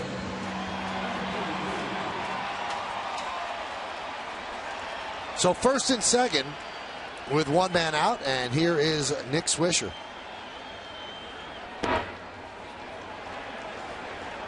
And the count 1-0. Still throwing hard, Verlander. That's a 95-mile-an-hour fastball. And he had the best average fastball of any starter in the American League last year at 95.3 miles per hour. And that's a 95-mile-an-hour fastball. The best fastball in baseball last year, average-wise, was Neftali Feliz, the closer for the Rangers, at 96.3. Then Ubaldo Jimenez of the Rockies, 96. And then Verlander at 95.3. That's average fastball. 1-1. That's not a fastball. When you throw that pitch and you throw it for strikes and you've got that kind of fastball, it's pretty tough. Yeah, but it's true. But in Feliz's case, usually he was only doing it for one inning. Yes. Jimenez and Verlander have to sustain that. If we look at Yesmo, is this our first Yesmo of the season? Yeah. Mo. Yeah, it is. And you can see Nick Swisher well out in front. The 1-2 is not made as Alex scampers back to second.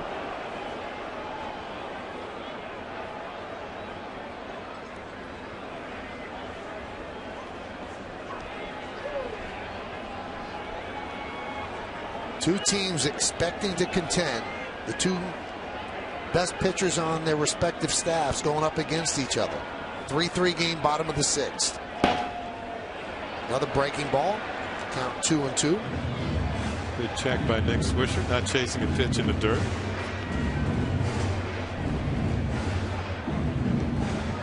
That's a very tough pitch for a catcher to come up with. A breaking ball that's breaking in around the feet of a batter. Avila made the stop. Didn't come up with it cleanly, but made the stop. Job is ready for sure. He's been throwing for a while. A-Rod's at second. Cano is at first.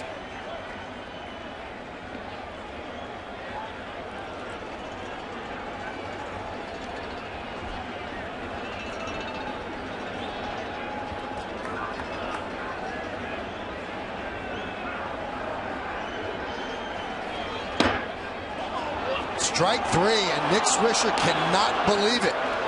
He thought it was outside, and he's having some words with the crew chief, Dale Scott. Joe Girardi almost out of the dugout to protect his right field to keep him in the ball game. We'll get another look. There's movement on the fastballs. I'll tell you what, Swisher might have an argument here. Watch the glove, watch the pitch. Yeah, that did not catch the plate.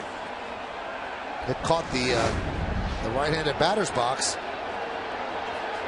That was way outside. You know what? Every once in a while, you're going to get bad calls from the umpires, but you don't want them to happen in key situations in games when you're a hitter. And with 2 strikes. Yeah. Here's Posada. He is 0 for 2. Breaking ball is inside. 108 pitches for Verlander, and that's the highest pitch total ever in his first start of the season. That's what Jorge did last year.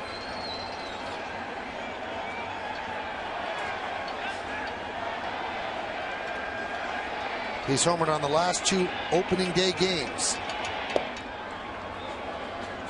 And only 3 other Yankees have homered on 3 consecutive opening day games. Yogi Berra, Dave Winfield, and Danny Tartabull. So Winfield, when he's in the ballpark today. And Yogi did it 4 times.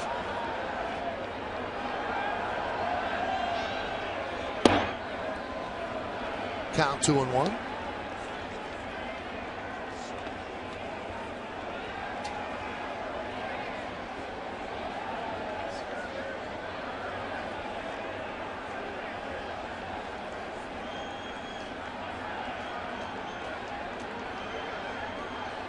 And the pitch. Count 3-1. Missed with the change. And on deck is Curtis Granderson. This is probably Verlander's last batter. We told you that Koch is ready, the left-hander. So Verlander has Posada. And if he gets him, he's probably not coming out and pitching the 7th with his pitch count. So this is it. This might be a pretty good pitch for Posada to hit, though.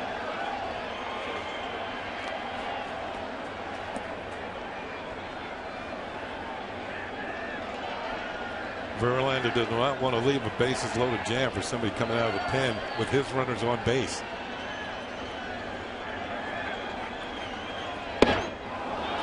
Wow, went with a changeup on 3-1. Tough league.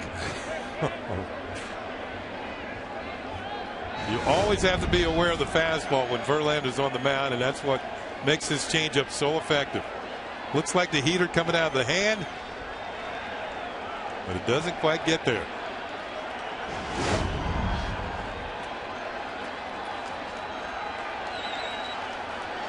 Runners will go. 3-2, 2 outs. And they'll do it again.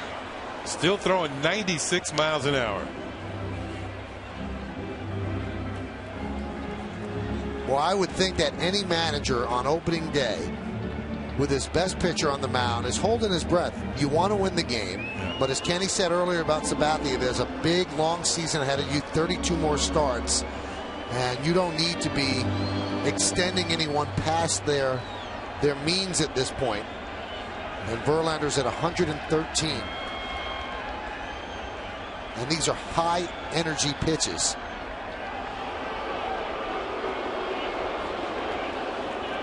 Trying to get A-Rod Strang a little bit too far from the bag, but there was not an infielder covering.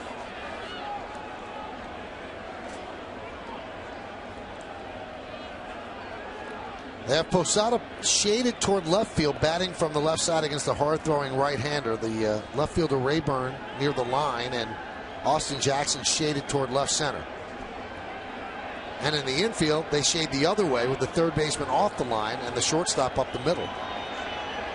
Runners go. Swung and missed. Another change. Verlander pumps his fist as he pumps out Posada, and that will do it here in the 6th. No runs a hit, no errors, and 2 men left on base. We go to the 7th. We got a good one at the stadium on opening day. It's 3-3.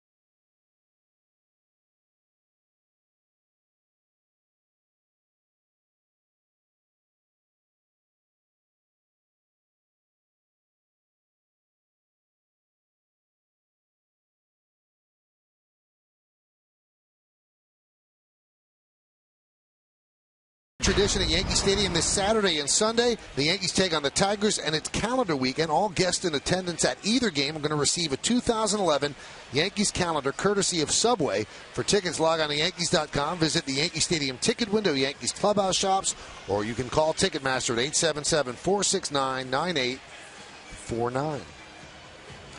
Well, Joe Girardi makes his first call to the bullpen of the year, and it's brought to you by AT&T, and that call to the bullpen brings in Jabba Chamberlain.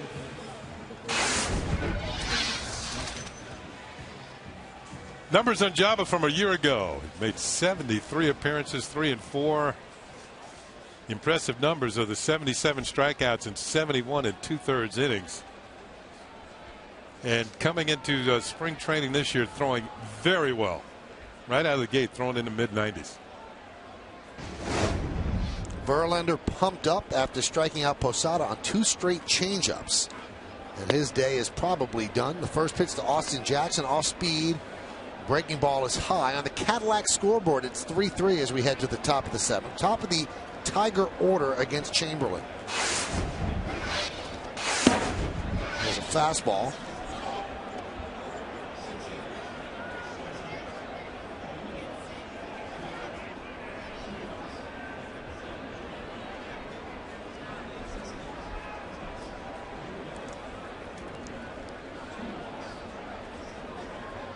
The 2-0.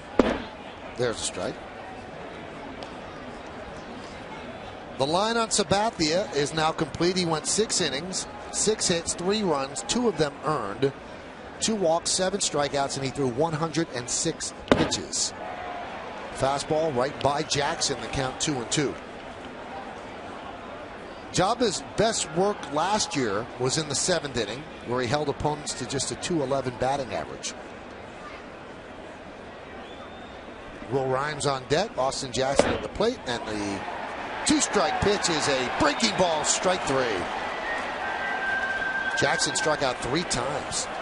Saturday starting pitchers brought to you by Verizon Fios. Get the ultimate in entertainment on the Ultimate Network. Fios, a network ahead. Brad Penny is going to go for the Tigers against A.J. Burnett, and that game's going to be on Fox, but Yankee extra innings will immediately follow in the game right here on Yes. And our coverage on Sunday will start at noon with the BP show, so be here for that. Will Rhymes takes outside 1-0. Nice slider there to Austin Jackson by Chamberlain. He froze him. So Jackson, who led the American League with 170 strikeouts last year, has 3 here on opening day. There's a strike to Rhymes.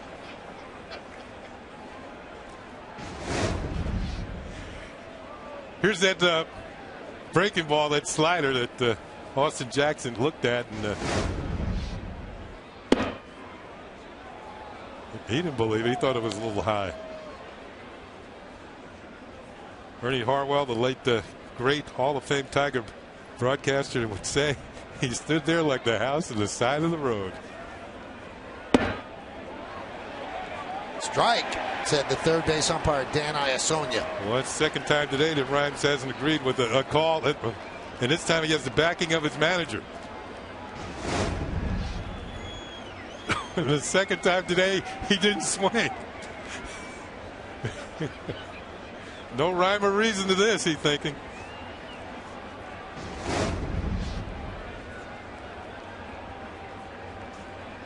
Two.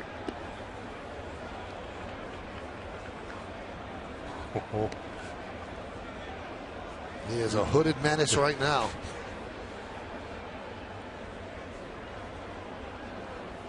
When he gets pacing and barking, that's a lot of baseball. That's Rafael Belliard, the infield coach, going with the double hat today. Or would you call that a double header?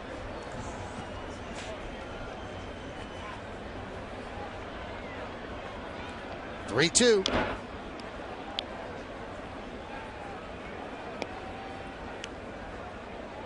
Two other games going on in the big leagues. Atlanta leads Washington 2-0. That's in the bottom of the 8th inning. And in the bottom of the 3rd, Milwaukee leads the Reds 4-1 in Cincy. Lined into left field, boy, Gardner had him play beautifully for the second out. on positioning by scouting reports on the hitters, and Gardner was right there. A couple of steps to his right, he put it away. And Rhymes is barking at the third base umpire. That's something you don't want to do as a young player as he leaves the field. Let your manager do it. Yeah, I'd be upset too. I don't know if I would say anything, but Magglio Ordonez lofts one to right field. Swisher back, then in, and that will do it. So Jabba Chamberlain comes in and works a 1-2-3 7th inning. At the end of 6.5, it's time for the 7th inning stretch here at the stadium, and the Yankees and the Tigers are tied at 3. But we will stay right here to honor America in the Bronx.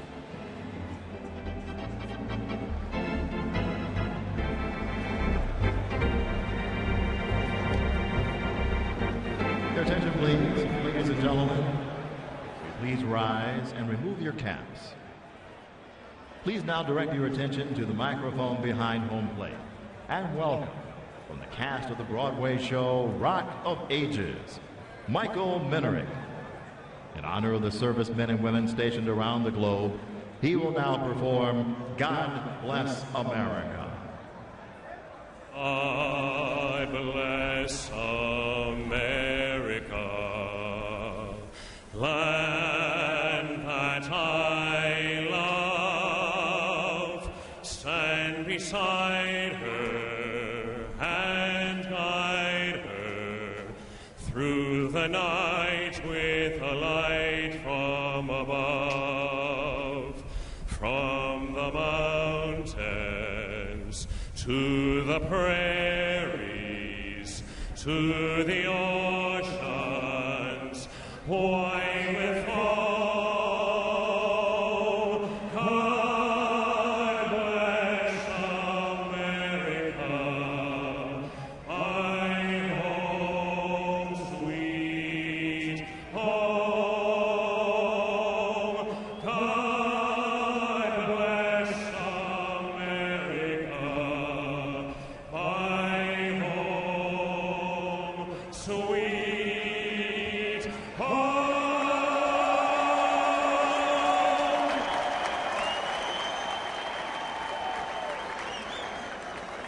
Ladies and gentlemen, we invite you to join in Yankee.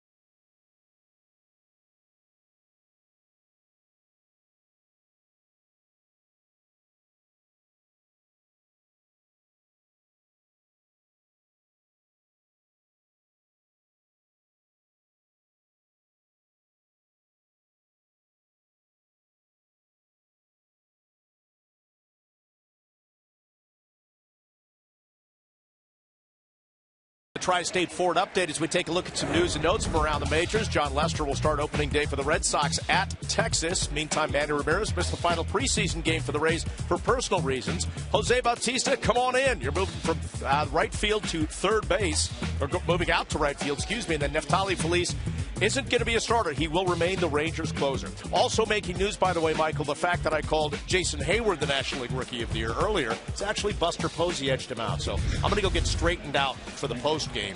And you and Kenny, just be a guiding light for me. Now, I'm hearing great things about the post game with you and Jack and Kim. It's going to be off the charts. It is going to be a completely different, exciting thing going on after the game. Well, kind of the same thing we always do, but You get insight from a guy covering the Yankees for 22 years, Jack Curry. Are you kidding me? You know what I like about opening day? I mean, I like everything about opening day, but the fact that you're here in person and that we're not just talking to a TV screen, to me, that excites me. It's exciting to see you as well. You got Ken Singleton alongside. Actually, now when I toss back to you, you're just inches away. It's great. Well, thank you so much. We All right, will guys. wait for you on the postgame. That's Bob Lorenz. He and Kim Jones and Jack Curry will handle everything on the postgame show. And that's the W.B. Mason postgame show, and that's Phil Koch, the relief pitcher for the Detroit Tigers, on in relief of Justin Verlander to start the bottom of the 7th. And here's Curtis Granderson.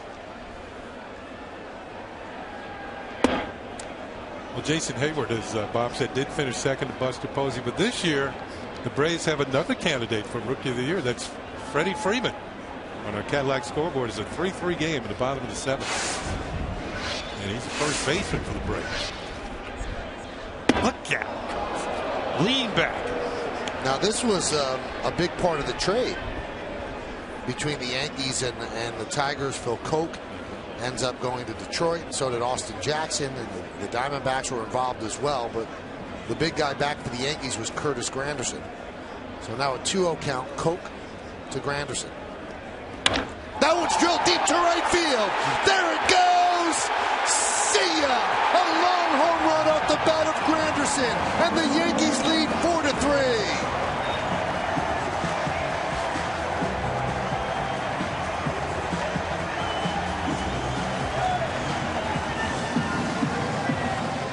Well, Kenny, earlier we talked about how locked in he was at the end of last year and during spring training, and boy, that follows through right here. Well, the Yankees are very happy that oblique strain wasn't worse than it was. Missed some time at the end of spring training. Played yesterday in a minor league game in Tampa. Back here today and hitting a home run that gives the Yankees the lead in the bottom of the 7th inning. A no-doubter. I'll tell you what, it's good to lead off an inning in a tie game if you got some power. They don't want to walk you. They'll throw you a pitch just like that one, and it's up to you to do something with it. Now, Phil Koch had a 13.50 ERA in 3 appearances against the Yankees last year.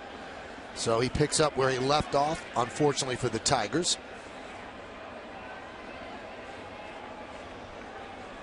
Again, 2-0. And the pitch to Russell Martin. 3-0. That can't be a good feeling when the first guy you face in the season hits a home run. Russell singled his first time up as a Yankee in the 3rd, came around to score. Also had a stolen base and then had a fly ball to left. Taking all the way on 3-0, now 3-1. So with a lead, the Yankees get up their 8th inning guy, Rafael Soriano, one of the best closers in baseball last year, now the setup man for Mariano this year. And the count now 3-2.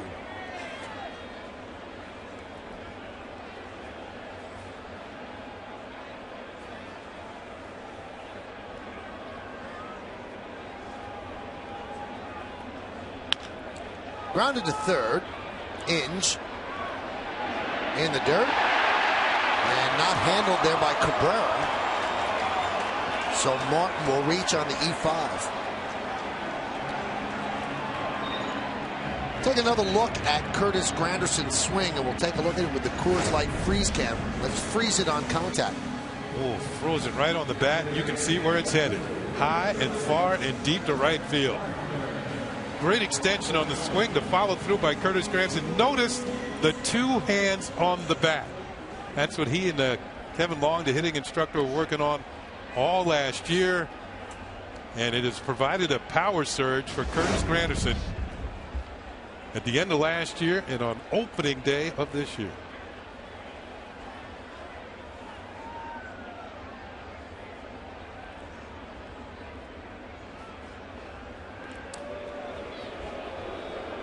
And you know, it's not only Curtis that has been thankful for his work with Kevin Long. It's Curtis's parents from Chicago. They extended a Thanksgiving invitation to Kevin Long. Really? Now, Kevin, of course, has his own family. He couldn't come. But, you know, he appreciated the fact they invited him for Thanksgiving dinner. at the Granderson household. Another bunt attempt by Gardner. He fouls it off. So Kevin Long's wife Marcy said, yeah, no, you're not going anywhere. You're staying right here. It's, you know, there's a big difference between Phoenix and Chicago in November. Yeah, just a bit.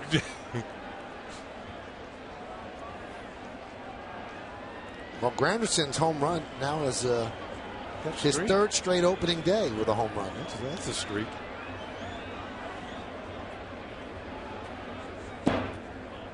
Well, Gardner had a sac bunt in the third, and again, he fouled one back and then showed again on that pitch from Koch.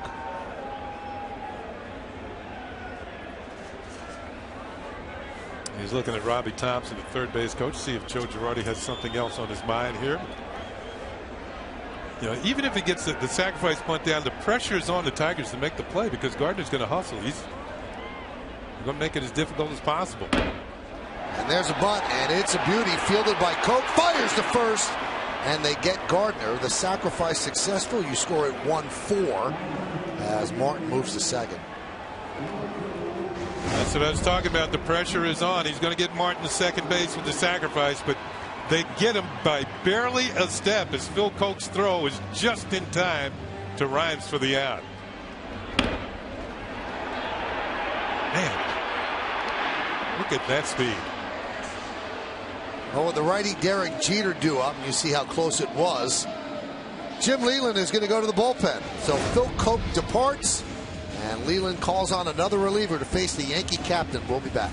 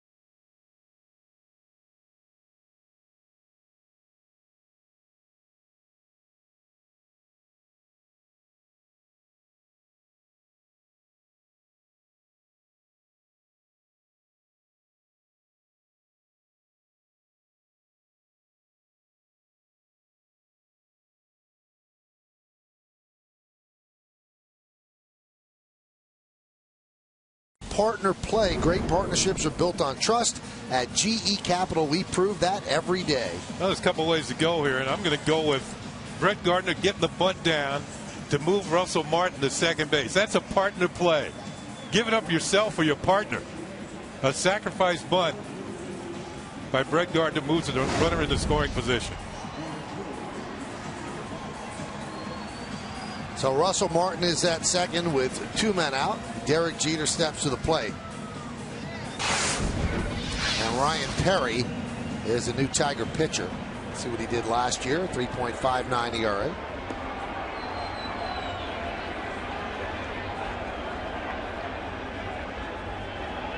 This young man has a very lively arm. Good fastball. Derek's 0 for 2 with a walk and a run scored. The Tigers, if you don't count Koch, carry 7 guys in their bullpen. 2 lefties, Brad Thomas and Daniel Slareth, and 5 righties, Ryan Perry being one of them.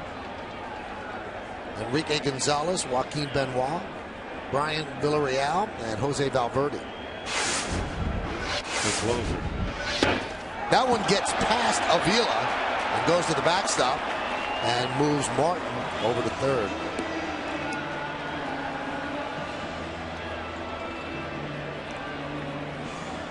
Well, that didn't help things. It's going to force the Tigers to bring the infield in.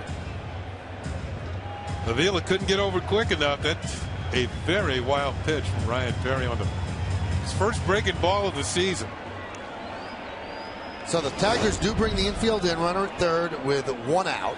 Jeter 246 against righty pitchers last year, 321 against lefties. Count 2-1.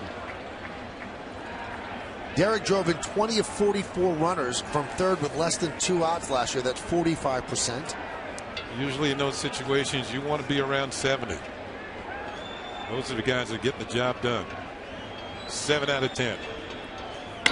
Line drive, center field. Let's see if it gets the run in. Jackson makes the catch. Tagging is Martin. Here's the throw. Here's the play. Martin's in there. Yankees lead 5-3.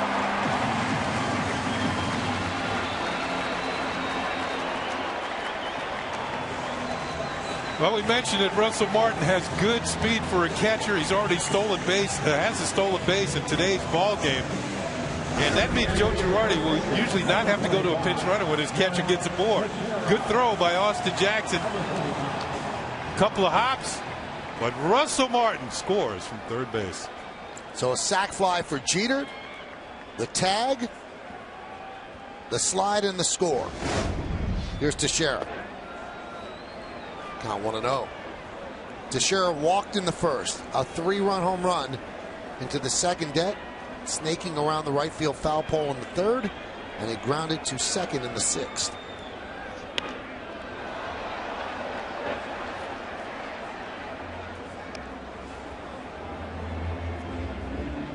(5-3) Yankees lead. We keep telling you about the Yankee bullpen. And now they get to show it off. Jabba, 1, 2, 3, 7th. Soriano will pitch the 8th, and then Mariano will pitch the 9th. Meanwhile, in this inning, the Tiger bullpen has not done the job. Coe gave up the home run, then an error, a wild pitch, and a sac fly leads to another run.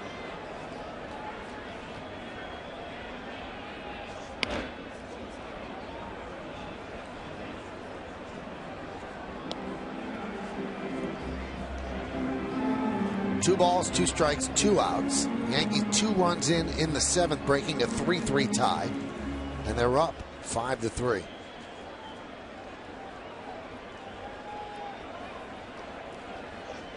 Line drive, but caught by Rhymes.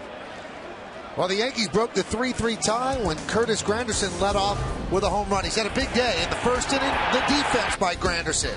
And here in the 7th, a long blast to give the Yankees the lead. They added another, up 5-3.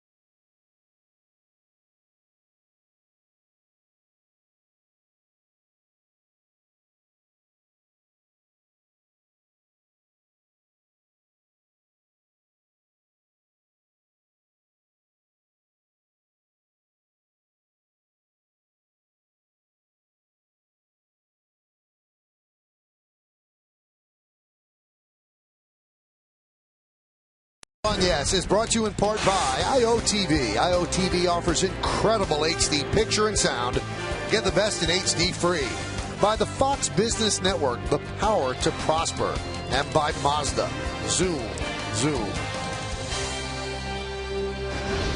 And in the 8th inning, we zoom in on Rafael Soriano. A crowd packed into the stadium watching as the newest Yankee deals to Miguel Cabrera. And the first pitch is off the strike zone, 1-0. What a year for the Tampa Bay Rays. 14 walks, 57 strikeouts, 62 in the 3rd innings, 45 saves, 1.73 ERA. Yankees signed him to a 3-year deal during the offseason as a free agent, and he will set up Mariano. And the Yankees are hoping that essentially that turns most of their games into 7-inning affairs, and they like their 7th inning pitcher as well. They like them today. Yep.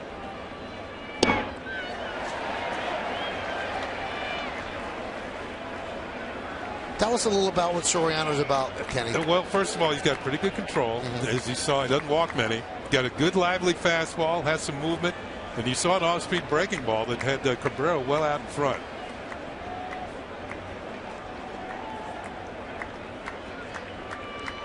The 1-2. There's a good slider down and away. Has an unusual way of getting ready to pitch and taking the sign. And last year, he led the American League in saves with 45.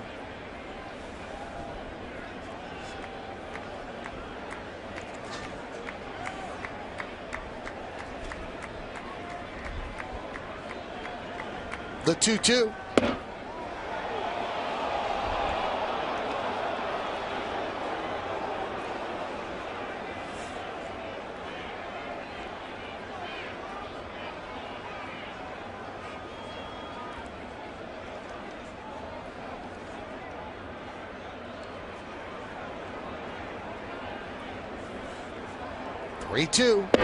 Strike 3, and Cabrera down looking, and he's not enamored with the call. Hey fans, today and throughout the Yankee season on Yes, we're asking you to vote along with us for the Chevy Player of the Game. Text your vote to 58772. Today's candidates are number 1, CC Sabathia, number 2, Justin Verlander, number 3, Mark Teixeira, number 4, Curtis Granderson. Vote now. Make your voice heard. Standard text messaging rates will apply. A well-spotted fastball from Soriano to pick up the call, strike 3. And a good selling job by Russell Martin, too. Just moved the glove over a hair. And the pitch to Victor Martinez, a strike. Let's see if it was a strike. Strike 3 on Cabrera. It was outside. He got the Swisher treatment. Yep.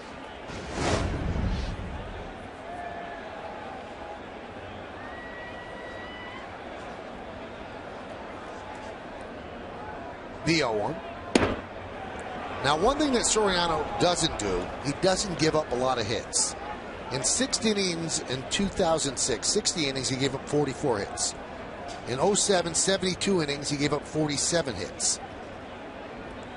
Now, in 08, injury-shortened year, 14 innings, 7 hits. 09, 75 and 2/3 innings, 53 hits. And last year, 62 and 1/3 innings, just 36 hits.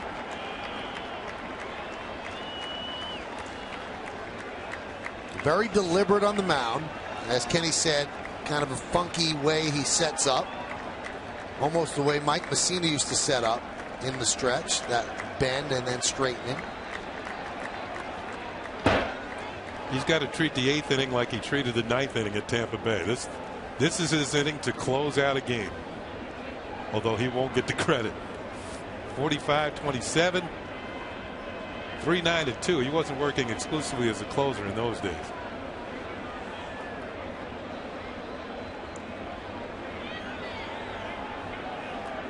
The 2-2. Grounded to first. Teixeira. 2 away.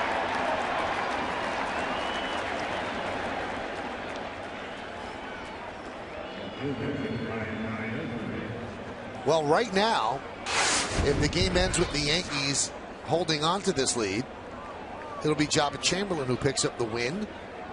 Soriano will get the hold, and Mariano will end up getting the save. And Mariano will begin his preparations to pitch the 9th inning. There's that familiar routine, stretching.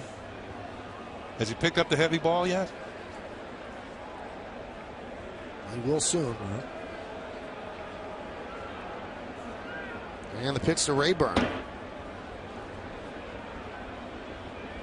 Count 1-0.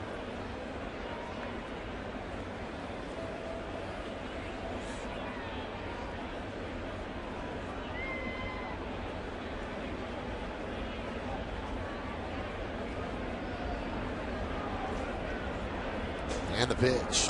Swing and a miss.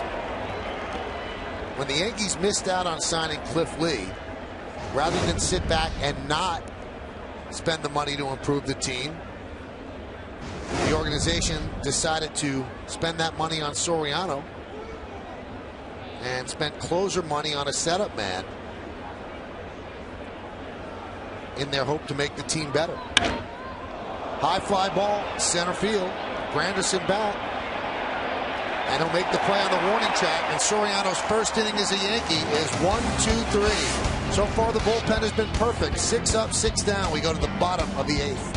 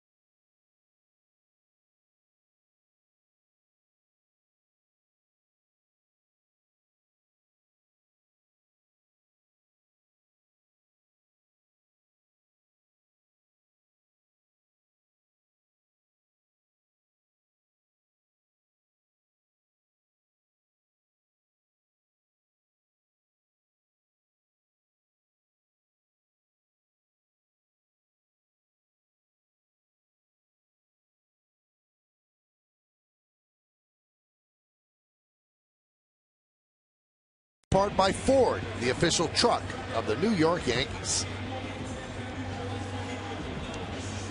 Well, that's a good picture to get Mariano Rivera beginning to get loose in the Yankee bullpen. We're in the bottom of the 8th inning. Yankees are up 5-3.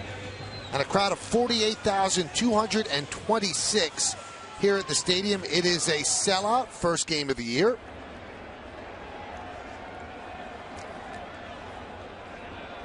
And Alex Rodriguez will lead off the bottom of the 8th. Perry deals low.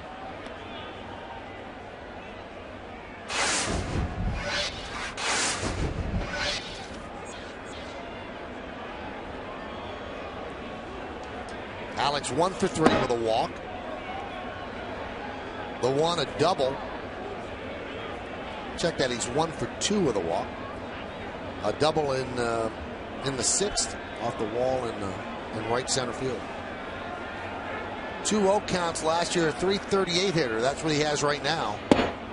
And now it's a 3-0 count. Well, 2-0, you can sit there and look for the fastball. Certainly zone up if you want to. Look for something on the inner third or something towards the middle of the plate. Hitters can become more aggressive. They can afford to take a strike if it's not to their liking.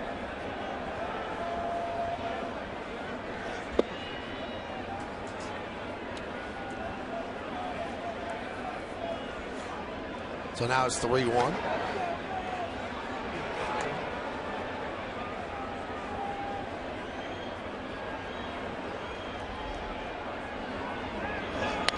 Foul back. That was a good swing.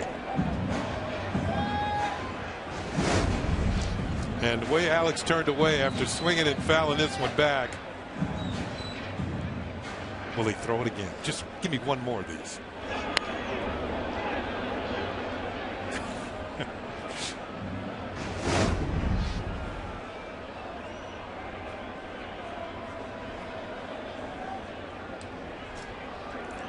(3-2), and Rodriguez walks to start off the 8th.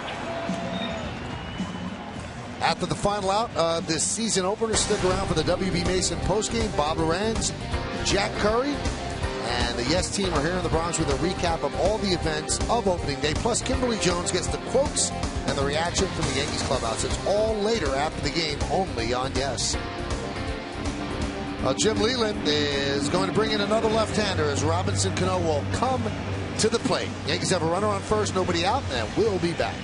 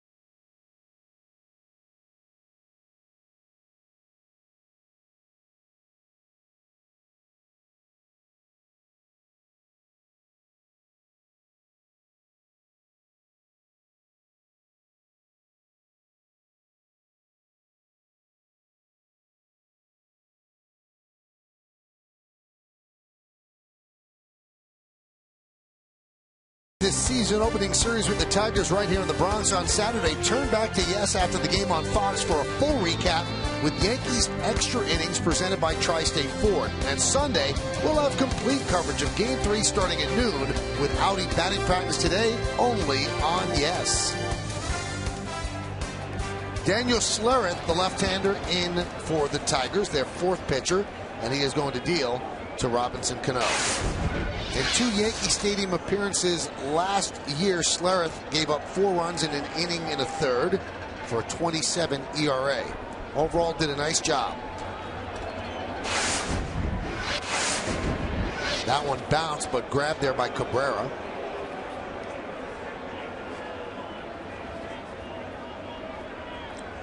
Schlereth is the son of the former football player, now ESPN broadcaster, Mark Schlereth, whose nickname is Stink.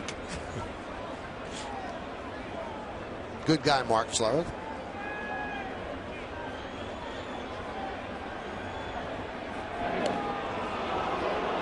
His son, though, was the #1 draft pick. Arizona Diamondbacks, and also pitched at the University of Arizona before moving on to the Tigers and working out of their bullpen. And these are the situations he will find himself in many times this year, facing a tough lefty hitter. For Jim Leland and the Tigers.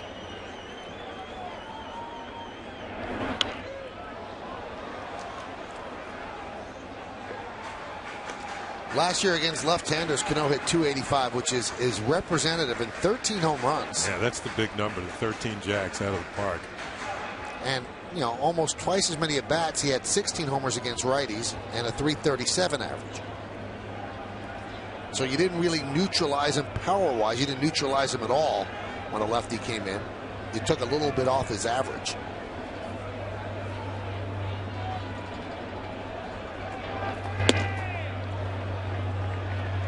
Against Justin Verlander, Cano struck out in the first, struck out in the third, and then walked in the sixth.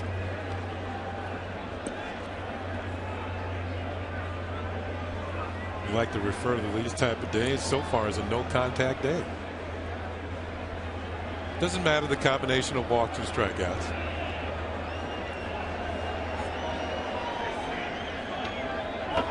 That one trickles by Alex Avila as Alex Rodriguez goes to second.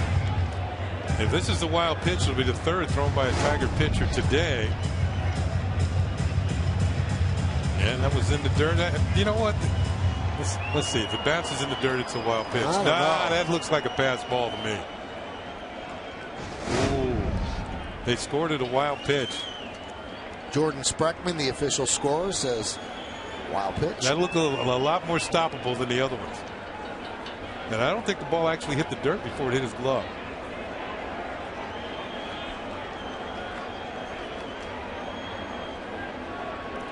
The 2-1.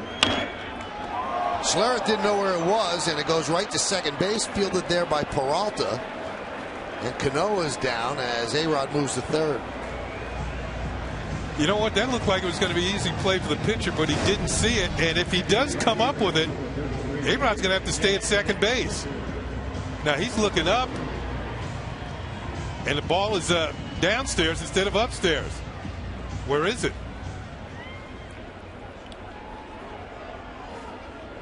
Now the Tigers have to bring their infield in with a runner at third. They're down 5-3, and they know that Mariano is lurking, so they do not need to give up another run. Here's Nick Swisher. Nick 0 for 3 so far today. A fly ball to left and 2 strikeouts. One looking, one he didn't like. That was the 6th inning.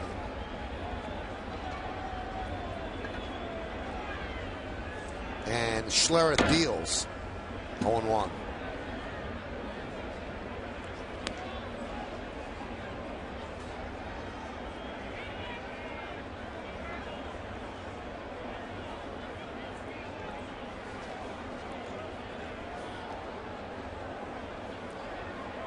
Wind blowing a bit more briskly in from left.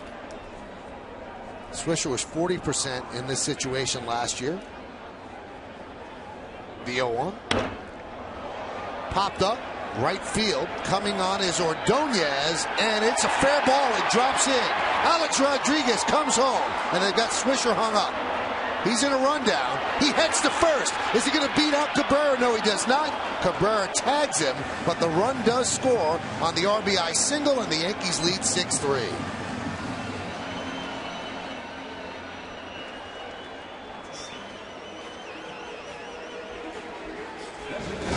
Well, give Nick Swisher a run batted in here. This play's going to go 9-3, 6-3 on the putout as the Yankees pick up another run. Now, Magglio Ordonez does not have the speed that he once had in right field. He's going to get one out, but the Yankees are going to get a run. Swisher gets a run batted in, his first of the season. And he says, my bad.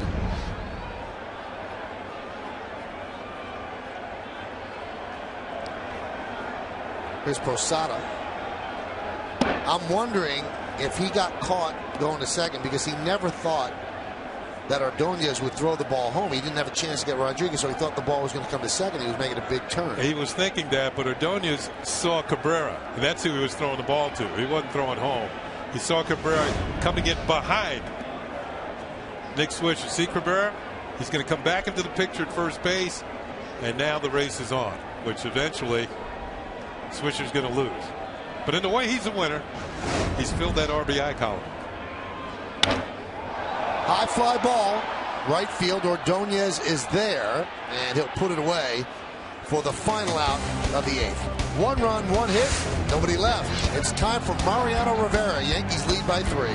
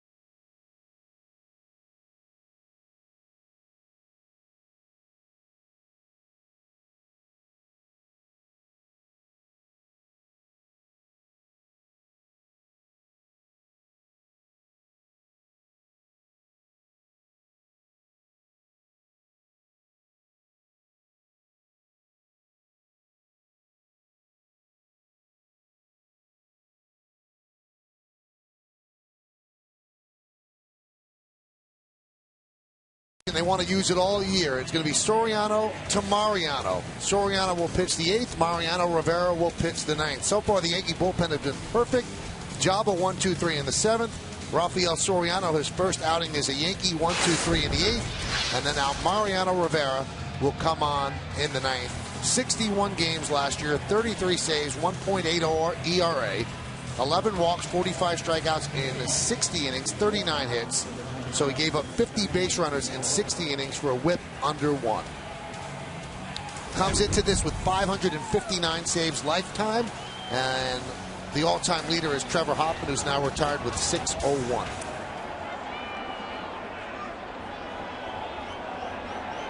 Also, check this out.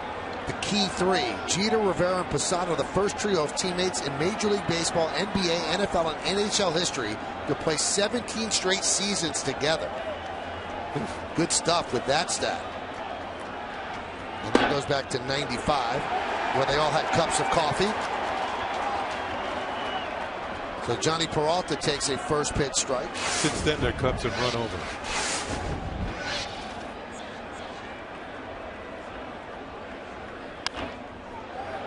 Now, since 1912, Mariano Rivera's 2.23 ERA is the second lowest of pitchers with more than 1,000 innings pitched in that time. The other one is Eddie Seacott's 2.20.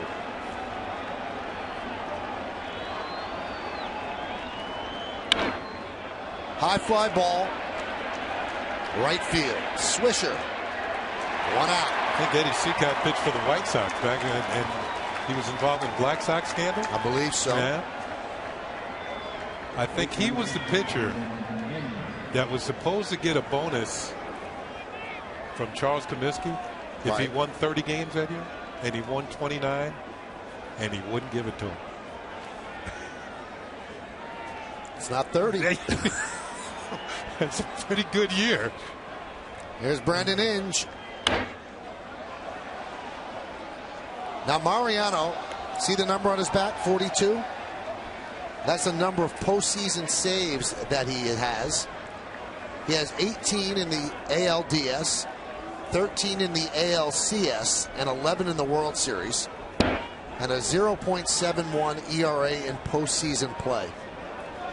So the numbers just keep going on for Mo. He is defeated Father Time. He's slapped around Mother Nature. He is really defying the odds to be this effective at this age and for this long. And I think Yankee fans of this era, when they grow up to be old men and women, could say that they watched the greatest closer of all time, because that's what he is, and I don't think there's anyone that would argue with you.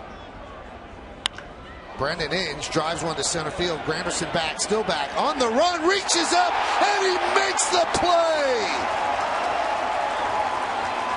That'll cap off an outstanding day for Curtis Granderson. A great play in the first, a home run, and a great play here in the ninth. Well, we told you he's playing a lot more shallow, but in order to be able to do that, you got to be able to go back on the ball. And Granderson gets a great jump on this ball. It's hit well by Inge. Stepping back, takes a look, got to go a little further, reaches out and makes the catch. Curtis Granderson. We saw him make a diving catch earlier in the game and the ball hit in front of him, and now reaching back over the shoulder to handle this one here in the top of the ninth inning. Here's Alex Avila, and the count 1-0. And there's Inge, who got his feelings hurt, and a salute from Mark Teixeira, and another one from the closer. 1-1. How safe is a 3-run lead with Rivera? He has not allowed more than 2 runs in an appearance since June 6th of 2009. Avila is 0 for 3, 2 strikeouts and a fly ball to center. Yankees are 1 strike away from an opening day win. A sellout crowd of 48,226 on hand. Mark Teixeira with a 2-run home run. Curtis Granderson with a solo shot. 6 strong innings by Sabathia. 2 2/3 to this point. Excellent, perfect innings by the Yankee bullpen. The 1-2 just stayed alive. The crowd with a roar. They thought it was a swing and a miss, but Avila just got a piece of it.